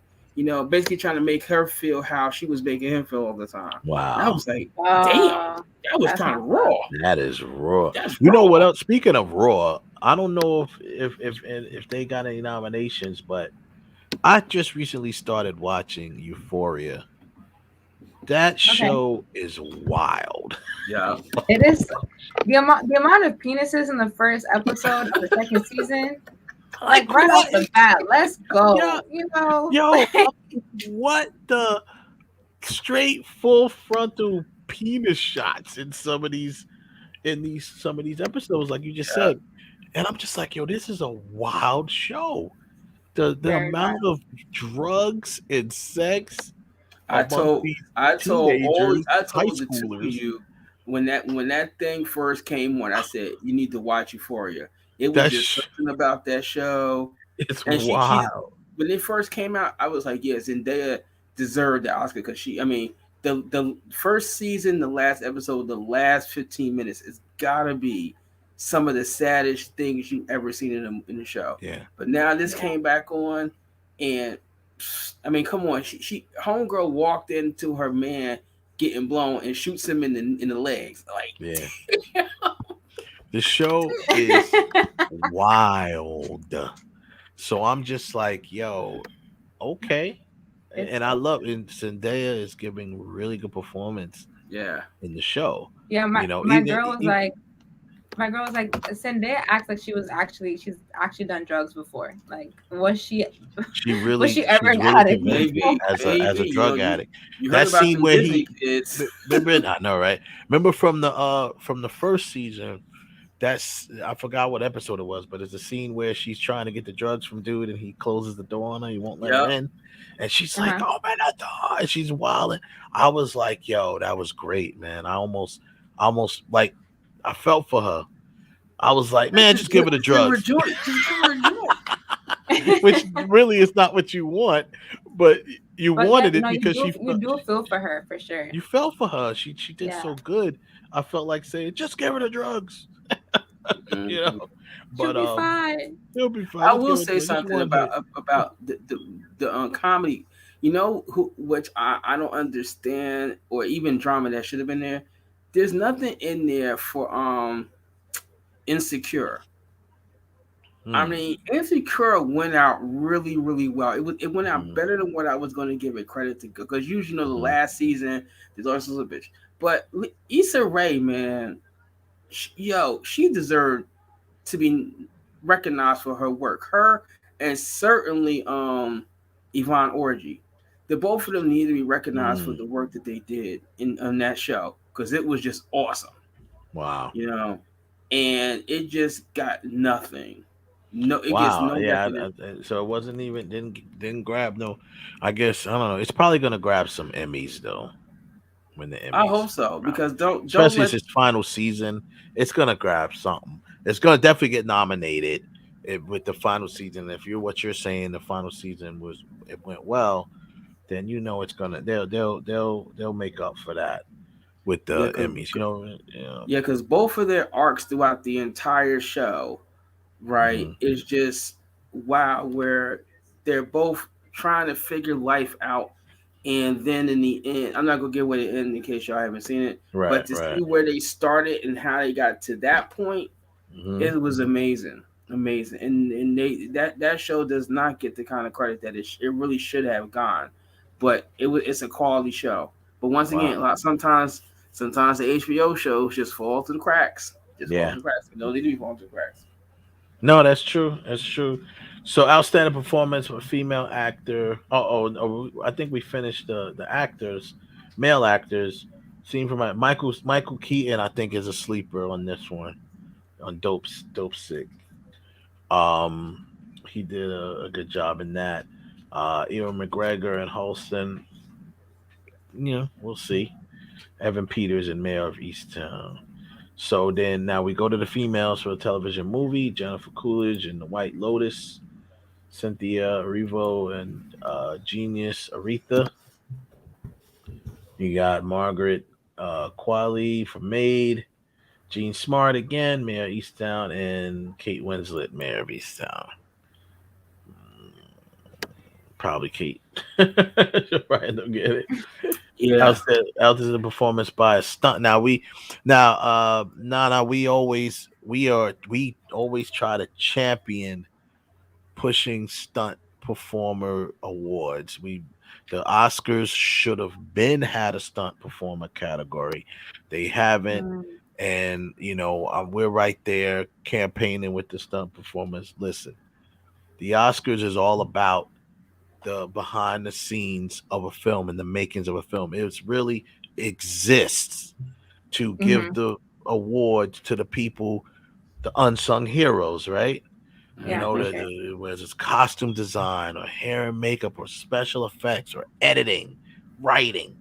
These are all unsung heroes of a film that the average film goer can care less about. They just want to watch the film and have fun, right? And they will care about the actors because those are the people presenting the film, but they don't care about the editor. So that's what the Oscars exist for. But I don't understand why they have not and they will not put in a stunt performer category. Talk about unsung heroes. Yeah, every action film. I mean, not even just action film period. We did I'll send you the link to it, Nana. We did a show which we had some stunt performers. We talked about the importance of having stunt performers in your film. Because a stunt performer, people don't really realize it. I mean, anything, a shove, a push, any type of fall, that's a stunt, right? It's considered a stunt. So a lot of times there's actors that do their own stunts, right? But stunt performers need to be there to teach that actor how to fall properly. Yeah. If they're going to be, not, replaced. Stunt performers, or at least a stunt coordinator, needs to be on your film so no one gets hurt. Yeah. Right. So we No, always give. I am totally on board with that too. I feel Yeah. like a lot of people don't get their roses, They don't. and they're the people that carry Yeah. everything. I mean, without stunt people, man, a lot of things would wouldn't be in a film. Exactly. Trust me, I know. I've shot films before where I did not employ a stunt performer or coordinator, and I lost out on things that I know. I always did independent films, so actors, they always want to do the stunts, right? But the bottom line is, they can want to do the stunts all you want, but if they do it and freaking hurt themselves, now your production suffers because you don't have your actor anymore because he or she, broke their leg or something. Then they can't even be in the film. So it's important to have stunt performers. It really is. So big up to the SAG for doing outstanding performance by a stunt ensemble in a comedy or drama series. Cobra Kai, right? I'm sorry. I jumped over someone. Stunt performance ensemble from a motion picture: Black Widow, Dune, The Matrix Resurrections, No Time to Die, and Shang-Chi in The Legend of the Ten Rings. I'm going for Shang-Chi in The Legend of the Ten Rings. That the fighting in that on the bus alone. Oh my god, just the bus scene alone. You love martial arts? No, I don't know if you saw that film. I did not. Okay, please check it out. You're gonna love it. Will. The fight scenes in this film, really, it didn't feel like a Marvel film. It felt like a Jackie Chan film or something like that. That's what it felt like. An action Jackie Chan. I admit, man, I was so surprised. It was like I was not expecting it because I don't know about Shang-Chi, but I loved it. I loved it. Whole lot better than the Eternals. Just saying. Just saying. No shade, but no Eternals shade. Is now out on Disney Plus. For people who may not know, they can go check it out and have the same disappointment that Ralph had. Like I said, no shade, but yeah. So, but Shang-Chi was really good. And really good. I mean, there's a fight scene on this bus. It's so Jackie Chan. It's so Jackie Chan. But it's so, I mean, he had some of the best fight coordinators for that anyway. So I'm going with that. But they all had decent action. I really was not impressed with the action from the Matrix, that last Matrix. I still ain't seen it. I wasn't impressed at all. I was like, they really kind of like redid the Matrix. Like, it was just like, I know. I'm really not even stressed to see it. Like, I was. I don't think I'm gonna see it. I don't think you should. It might really, I mean, bum me out. I'll be bummed if I watch it. It bummed me out. I was watching it like I felt like I was in the Matrix, and I saw a black cat, a deja vu or something, because I felt like that's what it was. I'm like, are they like they're doing the Matrix again? That's what it should have been called. It should have been called The Matrix Again. That should have been the name of the movie. So, outstanding performance by a stunt ensemble in a comedy or drama series: Cobra Kai, The Falcon and the Winter Soldier, Loki, Mayor of Easttown, and Squid Game. So I don't know where they're gonna go with that. Falcon and Winter Soldier had some pretty good action. But sorry, it's not Cobra Kai.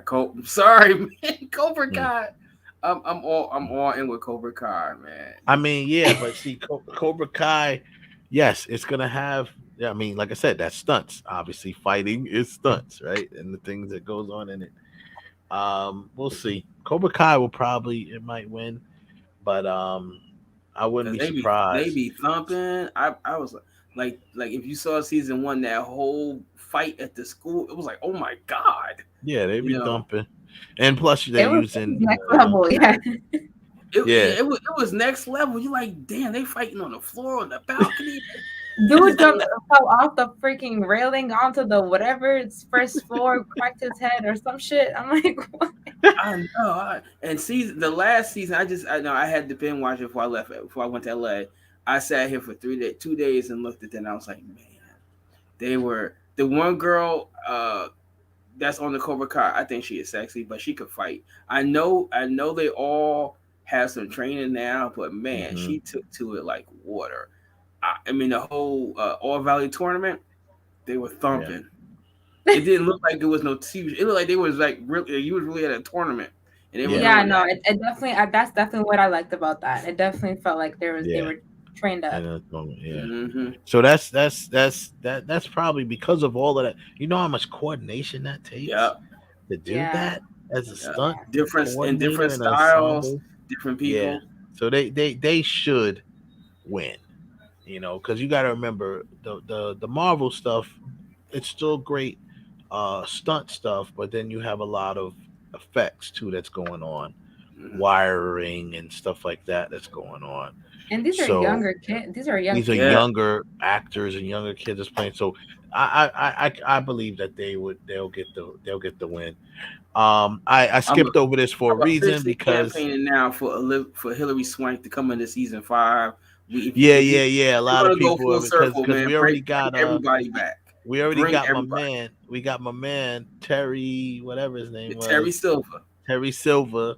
He's in now, and he was. I mean, to me, he was. I loved him, and that he was a Karate Kid 3, right? Yep. When he had him, when he took Daniel, manipulated him, and had Daniel, really like busting people up. Here, shoot. He's like, rule number 1: a man can't see, he can't fight. A man can't breathe, he can't fight. And if a man can't walk, he can't fight. Yeah, if he can't stand, he can't fight. Yo, it's so funny. But I jumped over this for a reason. I'm coming back to it because to me, this is the one that I'm interested in most. I think it's the biggest competition. The male actor one is pretty good competition too. Outstanding performer by a female actor in a leading role. Jessica Chastain, The Eyes of Tammy Faye. Olivia Colman, The Last Daughter.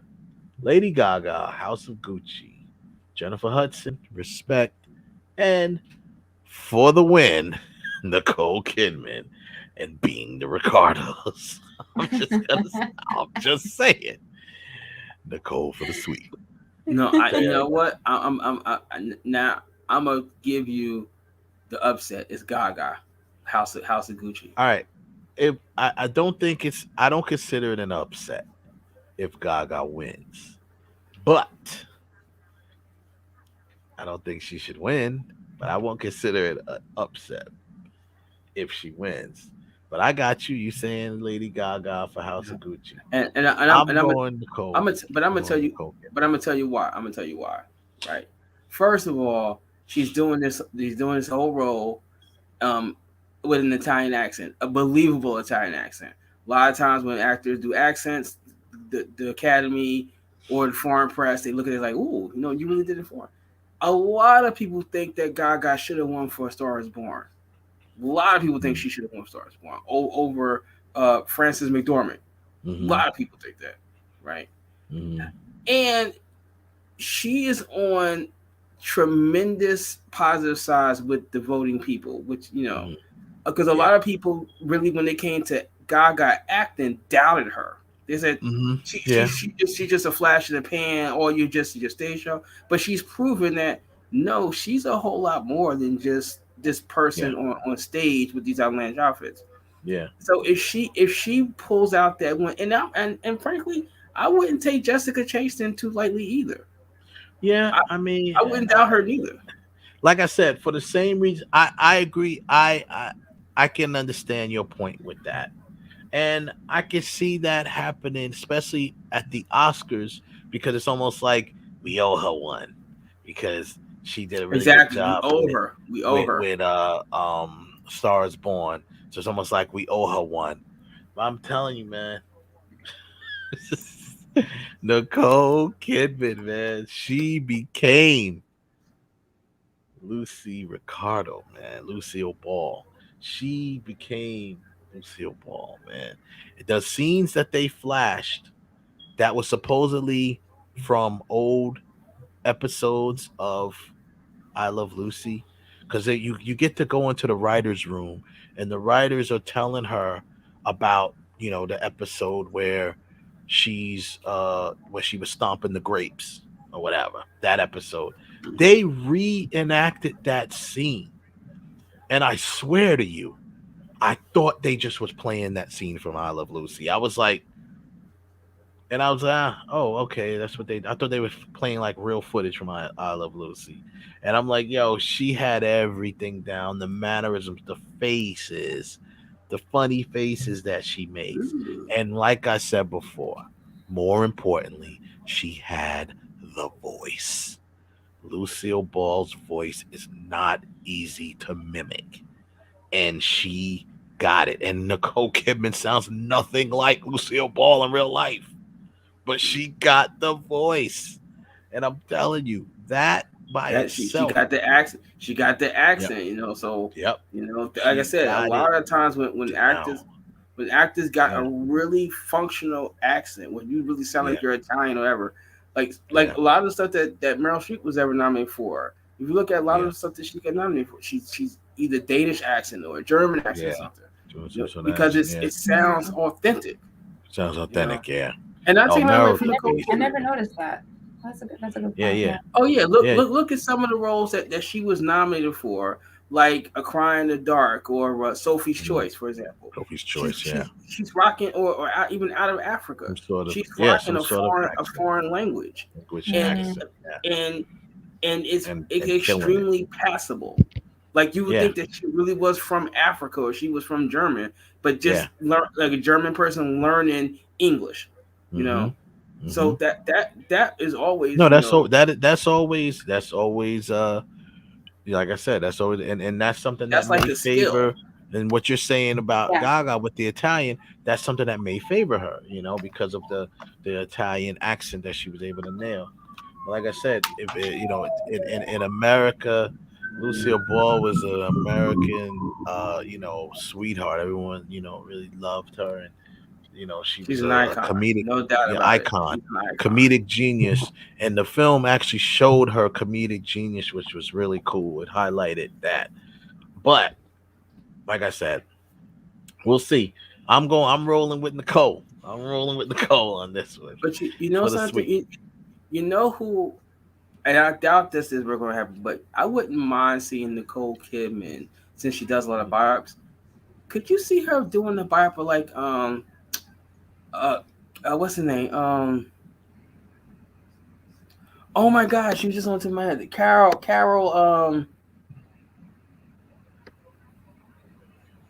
Oh man, what's the girl that had the variety show? Yeah, Carol Burnett. Carol Burnett. I don't know if she would do Carol Burnett, but I don't know. Like I said, she's great at picking the roles that suit her.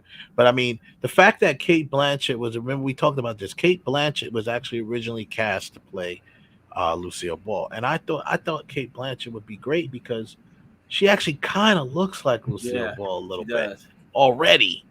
So the look. So this is what it was with Nicole.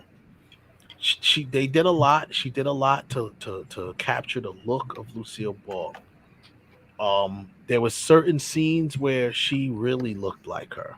There were certain scenes where she kind of looked like her. But what happens is when an actor takes over and really embodies that person, you stop forgetting about exactly how they look, but you start, because now the mannerisms are there. The body language is there, and then the voice is there. So you think it's her. You know what I mean? It's like, oh wow, that's the full capacity of it. I'm still, like I said, we'll see. It's gonna be interesting to see how this goes. But I agree with you, Ralph, especially about the Oscars. They might feel they owe Gaga one, and she may get it. So real quick, we'll be closing in on the end of the show soon. Goes fast, right? The time. Obviously it's MLK Day, right? I did ask a question earlier of how many actors portrayed him in art. I'm not gonna say just on screen because that even includes on stage, right? If you Google it, you'll probably come up with 7 or 12 or whatever. There's a couple different numbers out there. I just kind of went past and did some adding, and I made my number might even be a little off. I don't know, because there's a lot of different ways he was portrayed. But I want to go over it very quickly. Here's Essence put out a list. You got 5? 5. Essence put out a list of 12 actors that were portrayed Martin Luther King at some point, and on a film, on screen, or whatever. So if I go here, we'll go with this. Surprisingly, the first one's going to surprise you. James Earl Jones. James Earl Jones played Martin Luther. It says the legendary actor portrayed the activist in the 1982 miniseries Freedom to Speak. That's James Earl Jones. Yeah, right. Okay. Let's see. Let's go to the next one here. Next one. Let me see if I can find them here. Yeah, there we go. Another one that might surprise you. I don't know if you knew this one. All right. LeVar Burton. Yeah, I know that one. Right. LeVar Burton portrayed King in 2000's Ali. A lot of people may forget that. Okay, who else? Okay, this gentleman here, name is Nelson Ellis. Right. He portrayed King and Lee Daniels, the butler. He played him. Okay. Lafayette. Yeah. This one threw me off. Robert Guillaume portrayed King in 1985's Prince Jack. He portrayed Martin Luther King. Okay, let's go to the next. That's Courtney Vance, who also he portrayed King in the TV miniseries called Parting the Waters. So Courtney B. Vance, another good actor. So let's see. This gentleman here, what is his name? He's not on this. This was one of the guys that wasn't on Essence list. But I gotta look up his name again. I forget his name. But he played in a TV series. He played a young version of Martin Luther King, a teenage version of Martin Luther King. I think the name of the film was called The Man King, or that Kid King, or something like that. But he actually played a version of Martin Luther King, obviously a young teenage version of him. Sorry, Joe. Sorry, my friend. I gotta remember your name. I'll check it out. I'll come back to it. Oh, there it is. That's him right there. That's his name. Walter Franks. That he played a young version. It's called That Boy King, or The Boy King, and he played a teenage Martin Luther King. Okay, cool. Who else? Let me just go. There's a couple others that's on this list. Let's see. And let me reshare. Go over here to the Essence list, and I already did Courtney Vance. Malik Yoba portrayed him, and he played the iconic activist in 2013's Betty and Coretta. Remember that was starring I think Mary J. Blige was in that, right? And was it Angela Bassett in there with that? Did she reprise her Coretta? I mean her Betty Shabazz? I don't remember. I think she was in that, but so yeah, he plays Martin Luther King in that. Clifton Powell portrayed King in ABC's Selma. He kind of looks a little bit like Lord Selma. That not the movie Selma. This was a TV, portrayal of that time in Selma, right? Paul Winfield, of course, is the one that he's the one that always comes to mind first. He played him in the NBC's Emmy-winning 3-part series King, and I remember that so well. Yeah. And that's all that's on this list. Did I see? Oh, just Samuel L. Jackson. That's a surprising. He played King. He played King in a stage play. He played him on stage, not in a film or television, but on stage. I think we lost Nana. She'll be back. So he played Samuel Jackson, and of course David Oyelowo played him in Selma, the movie. You know that. I think. This one here, Dexter Scott King, who is Martin Luther King's son, portrayed him in the Rosa Parks story. He portrayed his father in that film. Jeffrey Wright. Jeffrey Wright, man. Yep. He did the thing in that in Jeffrey Wright. In Boycott. Mm-hmm. And I think that's all we have on this list. That's all they have on their list. So that's interesting. Now, there's a person that is not on anybody's list that I had to put on this list. And let me bring him up real quick. Let me stop sharing there. And I will share this screen. And that's this gentleman right here, Kevin Michael Richardson. People forget he voiced Kevin. Okay, she's back. Thank you for coming on the Boondocks. Yep, he voiced Martin Luther King on the Boondocks. Where he said, "Boy," he said, "is this why I took all those ass whoopings?" That was funny though. I had a dream that all black women and women and children and whatever he said. He said, and lo and behold, some 50-odd years later, I look around and see a bunch of trifling, shiftless niggas.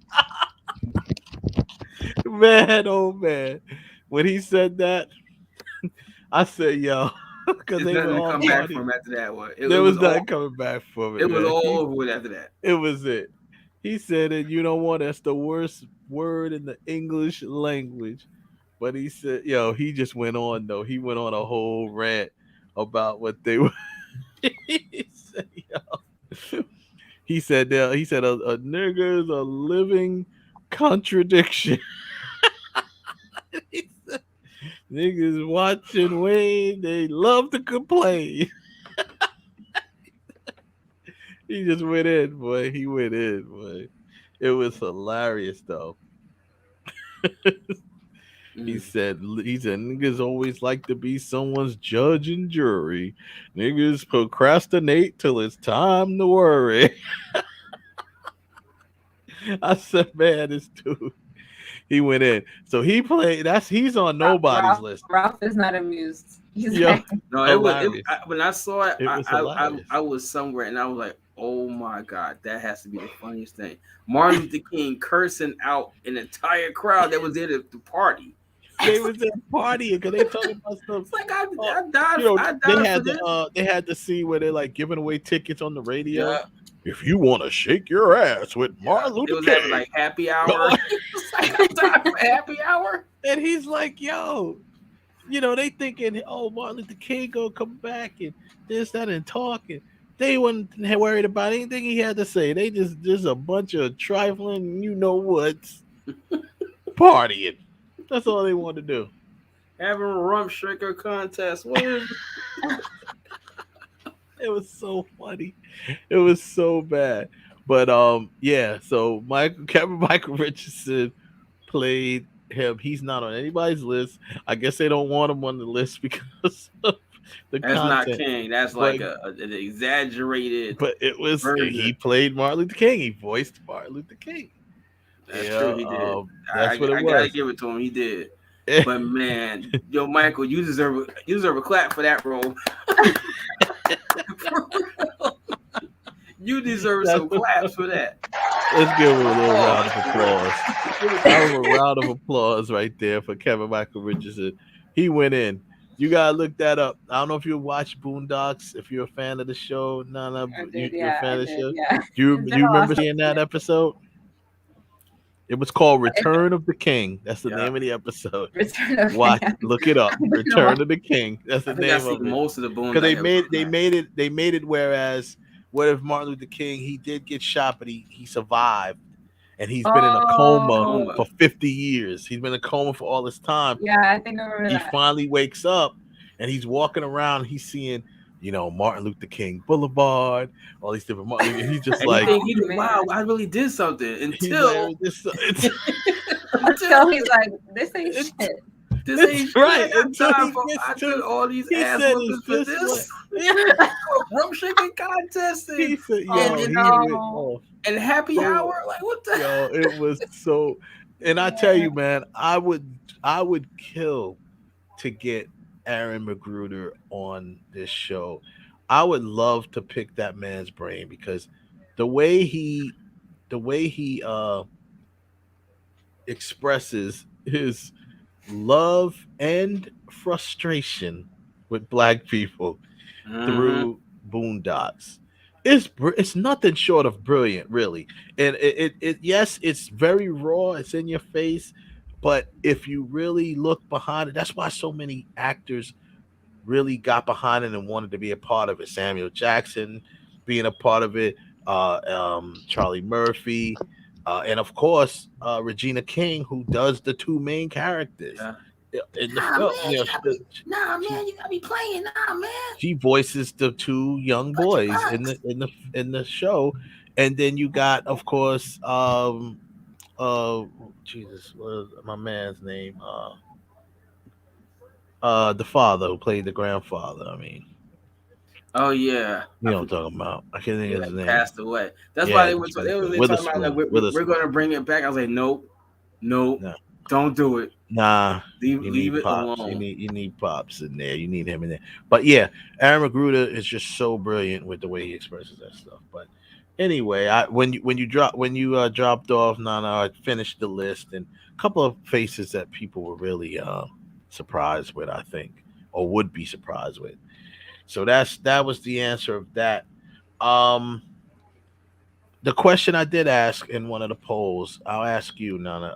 You did mention about watching Selma, and do you feel that David Oyelowo, who played him, or just the film itself, was that a good representation of Martin Luther King? I think so. Yeah. I think it was strong. Yeah. I liked just the serenity in some parts of it, like his sternness and his character. This like the quiet moments. Like I really appreciate like whenever a character can be quiet and be strong.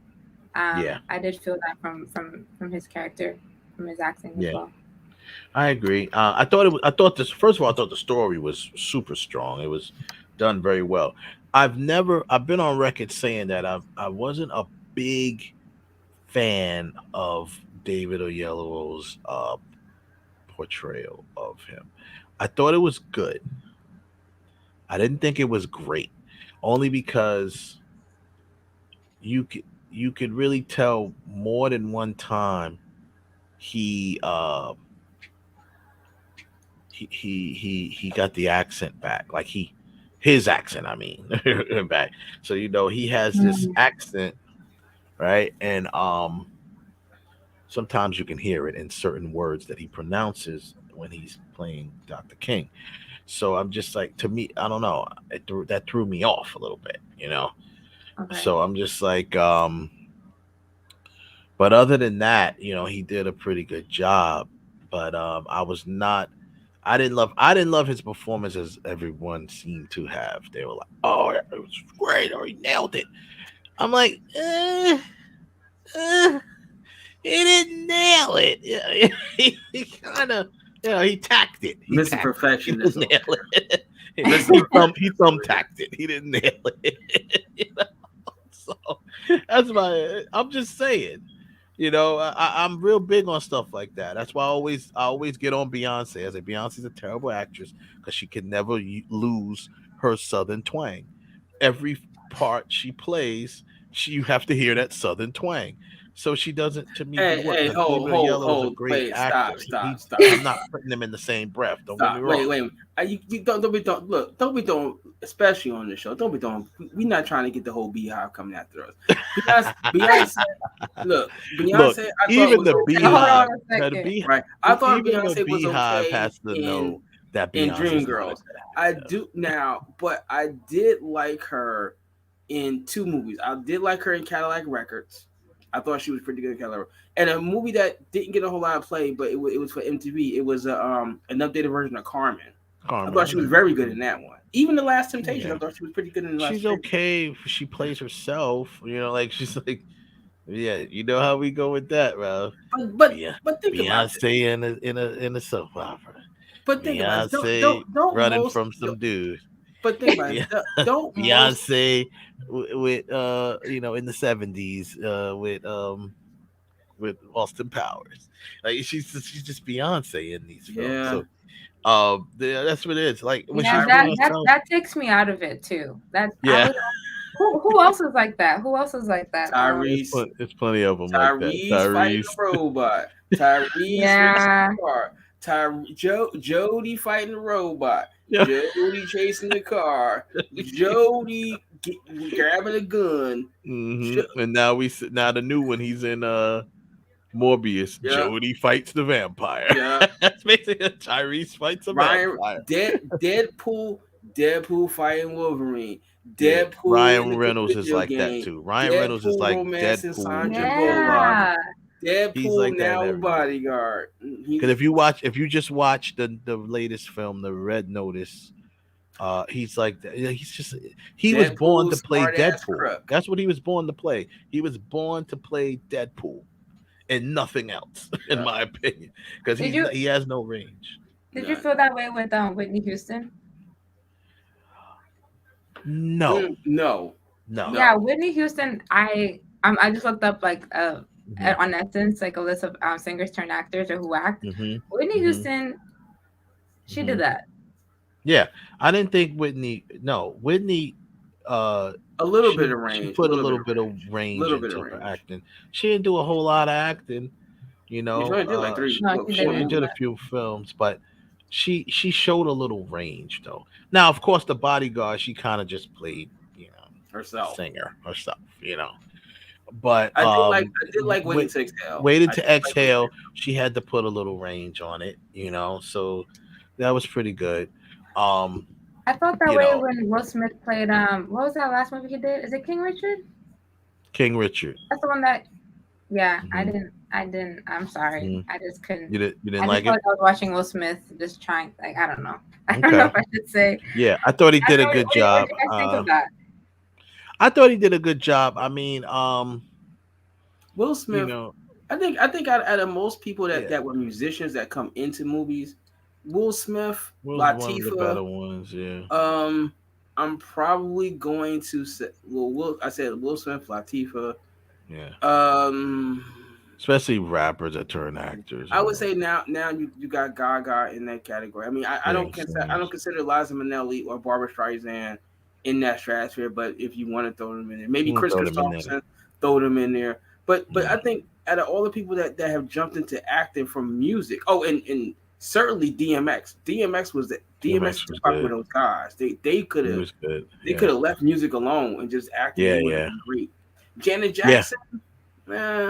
Okay, but she's been acting since she was a child. Yeah. You know, but she know how to act. She knows, but she's not. I think if Janet Jackson would have stayed acting and never did music, or what did about music J-Lo? as a side piece. But J-Lo started as an actor, right?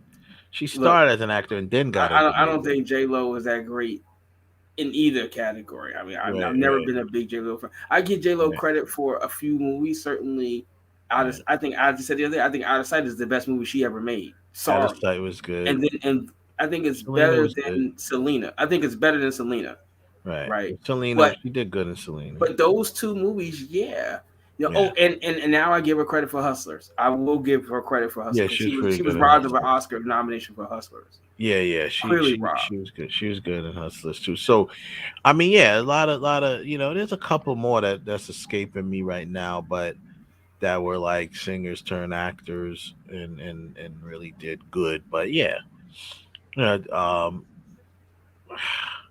I can't really judge Aaliyah. She didn't have enough time. Nope.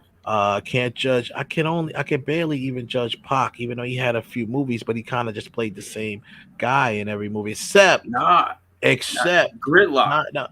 Gridlock. That he showed range, and I was like, okay, Pac is getting in. His acting Tupac's acting is really improving when he did Gridlocked. Yeah. And then he did the one where he was a dirty cop too. That one was pretty good. That was pretty good. But that's the stuff toward the end. Then it just Gridlocked, he played a drug addict musician. Yeah. Right. But he wasn't no rapper or anything like that in that film. And I thought that was really good. Portray. I think Tupac was on his way to becoming a pretty good actor. Especially when I saw that. But Will has to be, LL is acting as well. I forget LL. I forget about LL is acting as well. But Will definitely is the best of them. I don't. Man. You know what? Will Smith and Queen Latifah is like right there. They're right there. Yeah, they're Queen right Latifah. there. Yeah, Queen Latifah is right there. Lauren Hill acted too. She only had she didn't really act too much. She ain't been in enough stuff. She hasn't been in enough stuff. Can't judge her either. Queen Latifah is really good. She is that woman. Yeah, she's Cleo alone. Alone to me said. Damn. I mean, you see her in all of these films she's in. So she's really nailed it. It's between her and Will if you could pick your poison, who's the best rapper turned actor. Yeah. 50 Cent. Yeah. No. 50 acts as well. No. He really only showed range. He showed range in the film. No, he showed range in that film where he played the football guy. Where he lost all that weight for. Like he showed some range in that. He did. Where he played the football player that had a disease. I think he had cancer or something like that.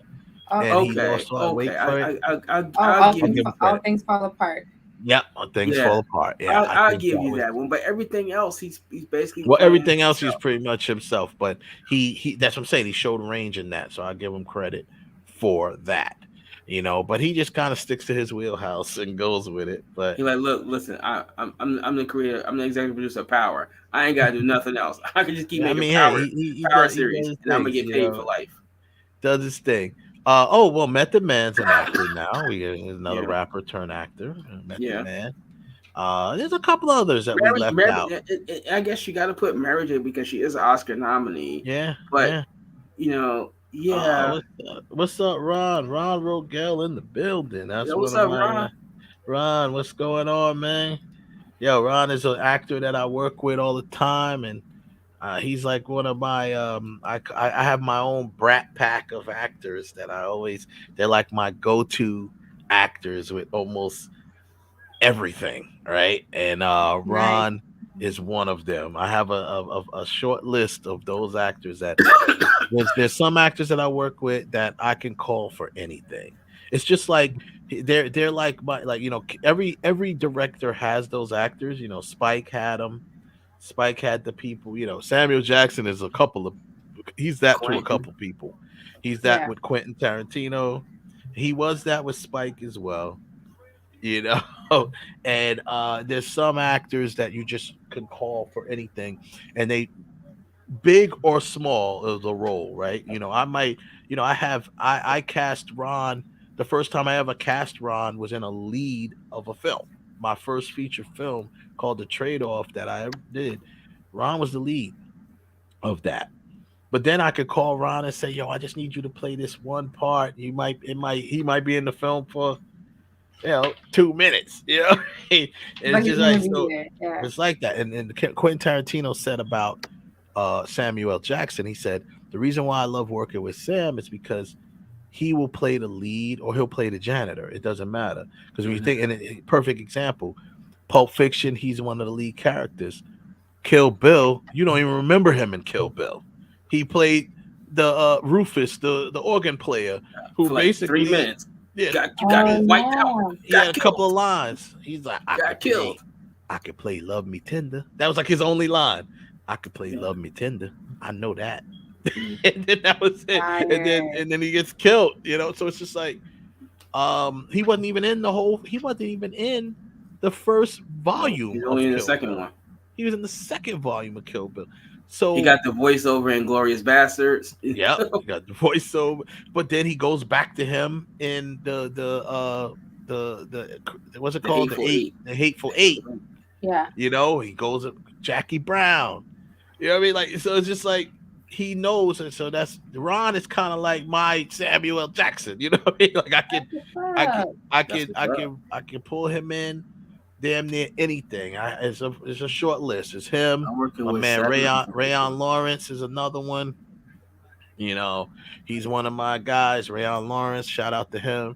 I could pull him in almost anything I do, and he'll, and Ray's out there doing his thing too. So, thanks for joining us, Ron. I appreciate you, man.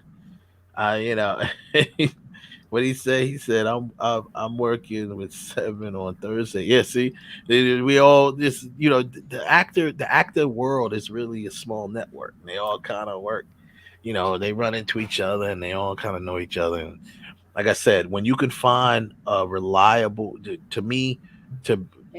as a director working with an actor, the number one quality that I'm looking for is reliability.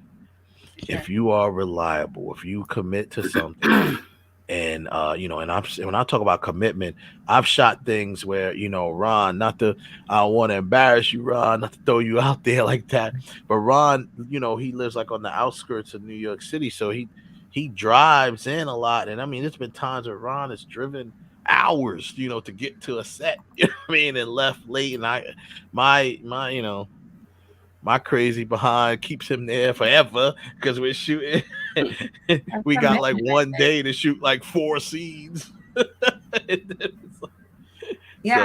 think like commitment is commendable, like anyone to whatever it is that you do. You show up and you show up for yourself, you show up for others. That's what's up. Yep.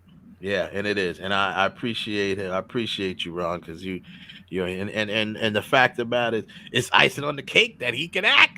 He's a good actor. There you go. Let's go. That's icing on the cake. Because the first thing I look for is your reliability, and Ron got range. I've cast him in a bunch of different type of roles, and he takes it on, man, and he goes all in. So big up to him, man. I appreciate you joining us today.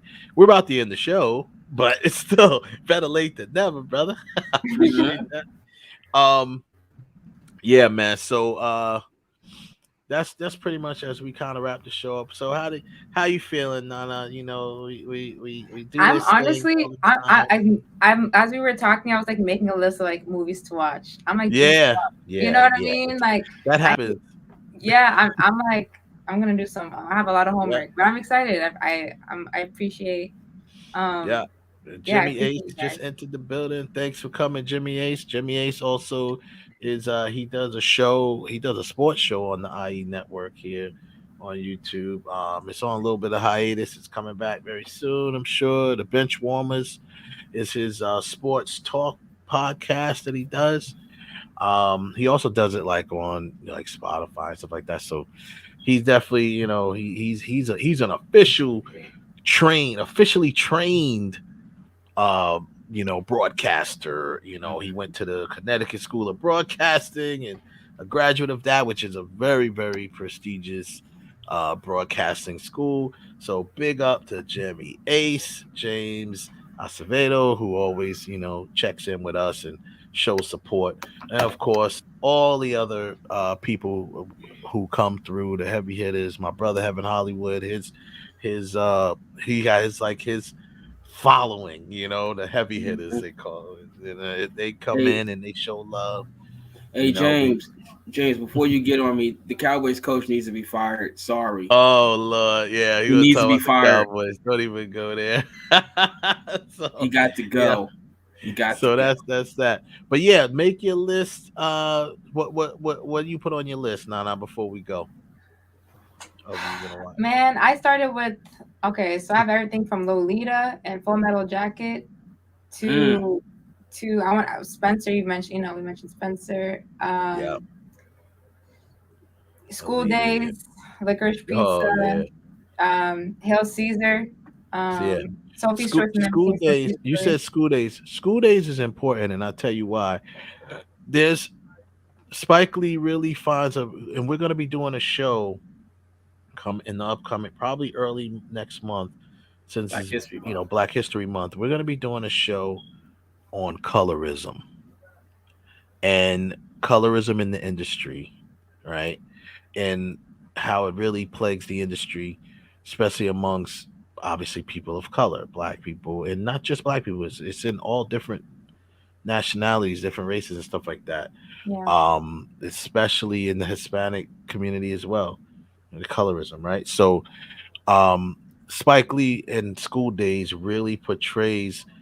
He talks about colorism in a very interesting, entertaining way, because in School Days you have the fraternities, right? So you have the fraternities, the frat brothers, right? To Gamma Phi Gamma. So you have these dudes, these Black dudes, in the fraternity, and most of the ones in the fraternity, they're mostly like, a lot of some of them were brown skin and light skinned dudes, but then it was more like the females, the gamma, they would call the gamma rays. That was the females, right? And I won't ruin the movie for you, but I'm just telling you the basis of how he puts it up. So you got the gamma rays, who are all prestigious type, bougie, if you will, black women, right? And most of them, if not all of them, are light skinned Blacks. Mm-hmm. And then you had the women who were just like other girls going to the college, the wannabes, who was against fraternities altogether. They thought fraternities were BS and blah blah blah. Which also Larry Fishburne or Lawrence Fishburne was in there. He was kind of like the leader of that crew. So basically, he had this thing. You had the wannabes, what they called them, the wannabe whites, which was the gamma rays, the light skinned girls, versus the jigaboos. They called the jigaboos, which was the dark skinned Black women. And he did this number that was like a Broadway number where they were battling each other. Good and bad hair. Good and bad hair. No way. Yeah, you're gonna watch. It's amazing. It's an awesome movie. It's amazing the way he did that, and that whole number. Yeah. Because I just went to the Academy Museum. Mm-hmm. So I was there, and there's a Spike Lee section of all his collectibles, all his posters ever signed, and blah blah blah blah. Yeah. And I was just in that space, and I'm like, dang. It is. It's just that went. I don't know if that flew over a lot of people's heads, or I don't know what it was. School Days didn't get the recognition it deserved, but that whole number, the jigaboos versus the wannabes, and it just. But at its core, it's about colorism. That's what it's about. That's you know, powerful. It's really powerful. You know, because of the dark skinned black women, the light skinned women called them jigaboos. Wow. You know, and the other ones called them wannabes, wannabe white. You know, so it's just like, wow. Just from that, it's in your face, but at the same time, it's not, because of the way they did it. It's really cool. I can't wait for you to watch it. I'm excited. Any that you guys recommend right now? Well, I definitely that. As of right now, lately, well, if you haven't seen it, I recommend Ghostbusters Afterlife. I really loved it. Really did. Was very good. But if you haven't seen the originals, you need to watch those to really. Oh, okay. Don't forget. You gotta remember that. Forget that one. Just go see that one. Which one?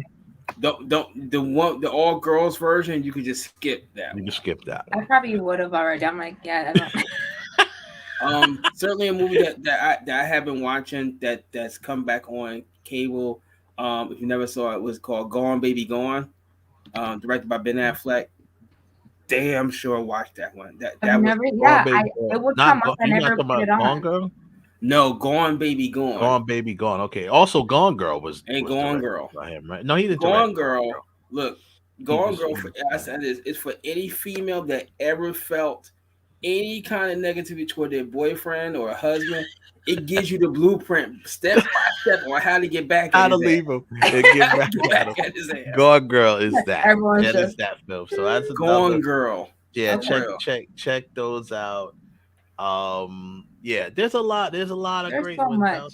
There's a lot of good movies out there. So much, but I'll text you more as we come along, and we definitely want to thank you for joining us, and hanging out with us and listen to us be nerdy and talk our. I love it. I honestly, I could just sit here and just like listen, like this is fun. Yeah, it's fun, right? So definitely, like I said, we're bringing people on the whole month and the next month. It's like that. So if you got the time to come hang out with us again.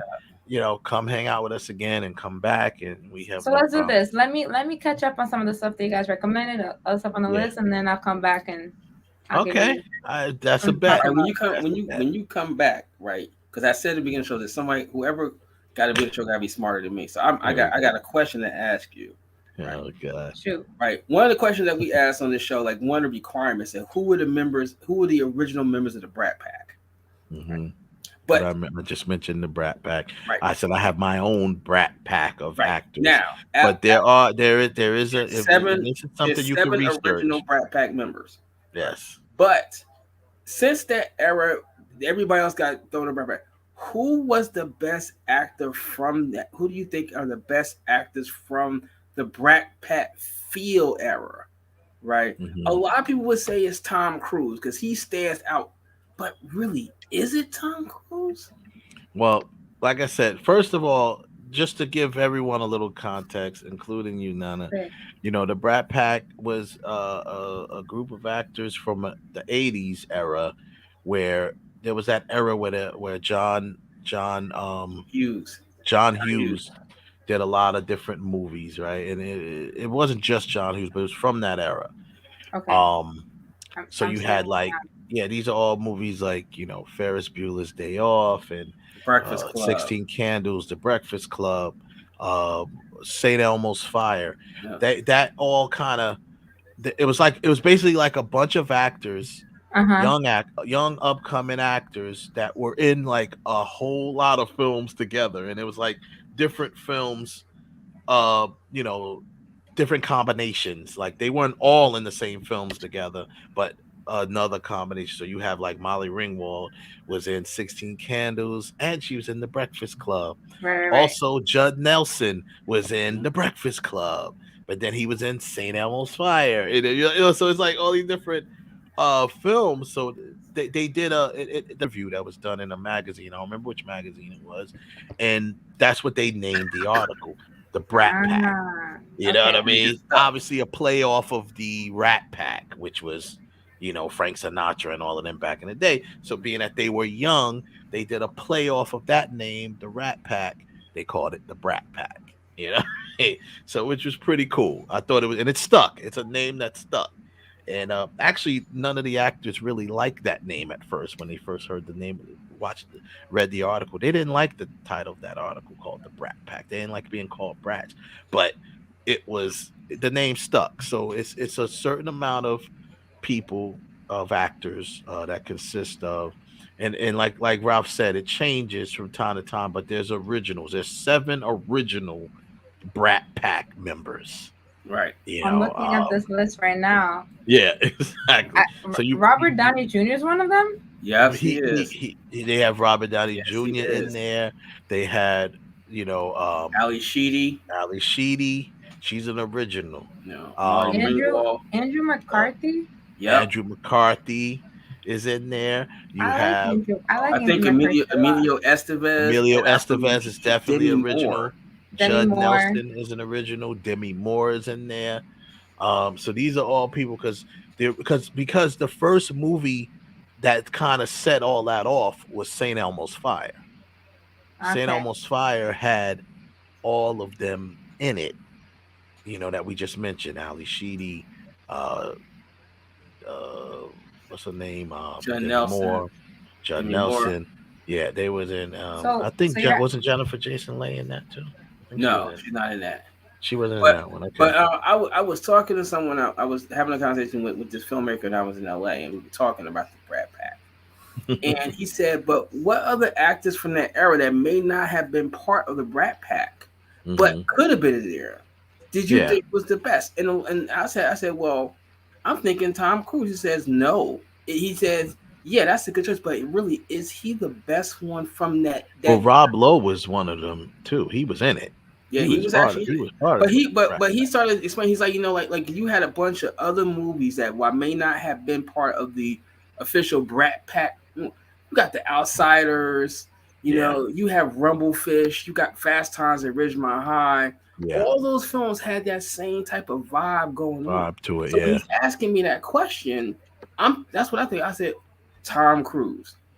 He says, but really, was Tom Cruise the best one that came out of that bunch? Right. So I said, well, who back? He said, what about Sean Penn? And when he said it, I was like, you know what? I can't. Part of the original Brat Pack.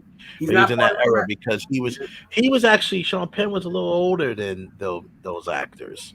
That's probably why they didn't really put him in. Well, Sean Penn, except for Fast Times at Ridgemont High, he really didn't do those films, movies. He moved. Yeah. He jumped away from. But he jumped away for from that brief time he was in it. If you look at him from Spicoli, even if you go from Spicoli to At Close Range, and then The Falcon and the Snowman, it's a total change. And of course, he became this really good actor. Actor. So I don't know, if you want to say him, but see.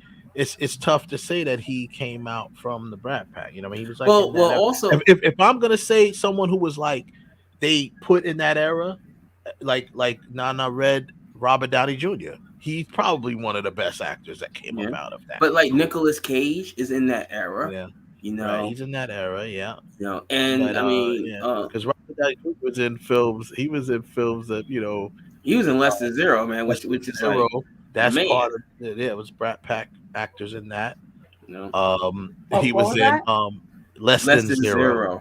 Yeah, there was some great films, man. That was a good. That was a real deep film. That was a deep film, and he was also he played this rich kid and what you call Back to School.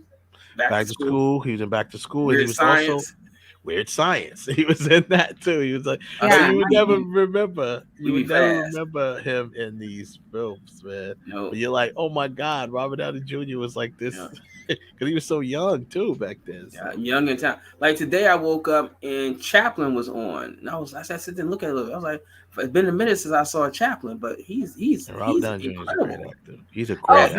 I have one for you guys for homework. I don't know if you guys have seen this. Every time I bring this up, no one knows what I'm talking about because I like Javier Bardem. Remember, I mentioned it to you when we first talked. Yes, you did mention this movie, The Dancer Upstairs. I saw some of that movie. I saw some of it. I love him, and I love that movie. Today, The Council was on, and I still think I had to look at it again. I think The Council is one of the worst movies ever made. And I'm saying that because of the talent in it. For it to be so horrible, I was like, "Which one?" It's called The Counselor. The Counselor. Okay. It's Javier Bardem. Don't put that on your list though. It's not. Yeah, it's a star-studded film that really. And it just sucks. It just really. The best part of the whole movie is Cameron Diaz masturbating on top of this. What was it? The Porsche or something? Yeah, that was the best part of the entire movie. The rest of the movie, you're like, really, really. Yeah. But you cut The Dancer Upstairs. I didn't see that. I'm gonna check it out. I said I was gonna check that out. I just saw a little bit of that one. It didn't move me. He wasn't bad. He was good in the being the Ricardos. He played pretty good. And that's another case. That's a case where he looks nothing like Ricky Ricardo. He looks nothing like Desi Arnaz, but he embodied it a little bit, and he kind of like, he actually didn't even sound like Desi Arnaz when he sings. His voice is a little deeper than Desi's. Yeah, you know what I mean. I still think the best thing he even though he got the Oscar with No Country, he was one of the best James Bond villains in Skyfall. I mean, he was good. He was just ruthless. Good villain. He was just ruthless. Good villain in Skyfall. That was fire. I agree. So I agree. But of course, No Country for old. We have No Country for old man. Jesus Christ. I even like the little piece that he did in Collateral. Where he was telling that whole speech about Santa Claus and he was like, "Damn, I'm scared of this dude." Yeah. That's cool. So well, it's that time, and we'll wrap up the show. But we definitely thank you, Nana, for joining us. Thank you, Nana. Thank you for coming on. And I did put you. I'm gonna put this back. I'm coming back to LA soon, though. Maybe we could link up. Okay. Go to the Academy Museum and stuff. Go do some. Yeah, that's dope. I'd like to check that out. You drink tea. I'll drink my coffee. Yeah. I'm gonna put your link again in the room. I did put that before. I'm gonna say check her out. Yeah, Ralph, let me know what you think, because I feel like I like the way you think, man. I like the way you think too. We like movies. So see, anybody that like movies, we there already. We got the common ground. Everything else we could just fill in. If you like movies, like when I come to LA, I was sad. I was driving down Sunset and saw that the ArcLight was gone. That is, it's closed. And I was like, fuck. Oh, but wow. I usually go over to AM's not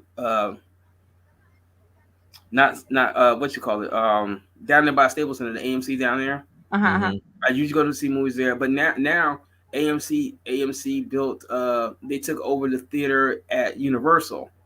So I was like, oh, right. So now it's called the Universal Studios Theater, and it's an AMC theater. So they say, so the slogan was, "Come and watch movies where they're made at." I was like, you know what?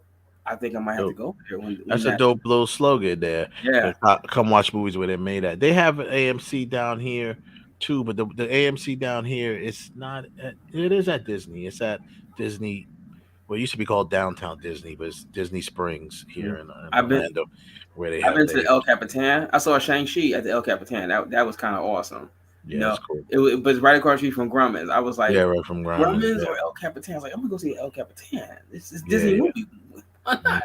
I got for as a birthday present, I got like the year membership for American Cinematheque here in LA. Oh yeah. So when you come out here, maybe we can go over there and check something out. Nah, it's dope. I would like that. Because I know the ArcLight used to do like older movies, and that's why I was like, oh wow. I always heard. I think El Capitan used to do that too, though. Didn't they used to do that too? I don't know, because a lot of times I thought I remember because that one's been there a long time, right? El Capitan has been there a long time, right? yeah. That's the one I believe Al Pacino talked in an interview, and he said he actually saw the original Scarface at that theater, the original Scarface, and which actually gave him the idea to do Scarface. I wouldn't doubt it. Yeah, I wouldn't. I mean, I think now they just show it's because it's that one belongs to Disney, but right, like I said, basically like when you come out and you go right across the street, it's Grumman's Chinese Theater. So they do stuff, and then right behind it is the Kodak Theater where the Oscars is at. So that particular area is just all movies. Yeah, so I love it. So that's dope. That's dope. So definitely we'll look at, and I'm gonna hit you up, Nana, and let you. I definitely want to set up a situation and introduce you to Freeze, man. I want you to meet Freeze. He's a great. He's a mastermind as far as producing. We can nerd out there. Oh yeah, he's good. He's great. So yeah, that's what's up. So thank you for joining us, everybody. Nana, been fun. Thank you so much. Have a good night. Have a good night, y'all. Good night. Talk to you soon. Yeah, so that's it, man. We're going to end the show here. Thanks, everybody in the chat room. Everybody who came through. Ron Rogel, big up, my dude, came through. Jimmy Ace, of course. Tanner, Joseph Tanner always holds down the chat room, and everyone else who came in that I might have missed your name. Forgive me, please. Yeah, that's it, man. Y'all have a good night. We'll get back at y'all next week. We'll get another female host. Oh, before I finish, because of Nana, I met Nana through a gentleman. Big up to Romaine and the International Dynasty. That's my boy. That's my man. That's how I actually met Nana, and he's always holding down. Actually, we have a video that I shot with an artist of his.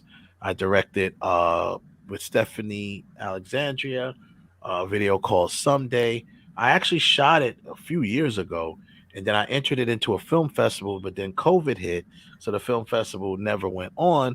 But now, lo and behold, we have got a nomination for Best Music Video, which will be this month at the Orlando Urban Film Festival. All right. We're nominated for Best Music Video. Let's see if we can take the win. We won Best Music Video a couple years ago for Jamela's video. So let's see if we can go 2 for 2. Go get that, but we'll see. But yeah, man, big up to Romaine for sure, man, and the whole International Dynasty family. That's my extended family right there, and big up to y'all. So y'all peace. Have a good night, everybody. Be safe. All right. Be safe.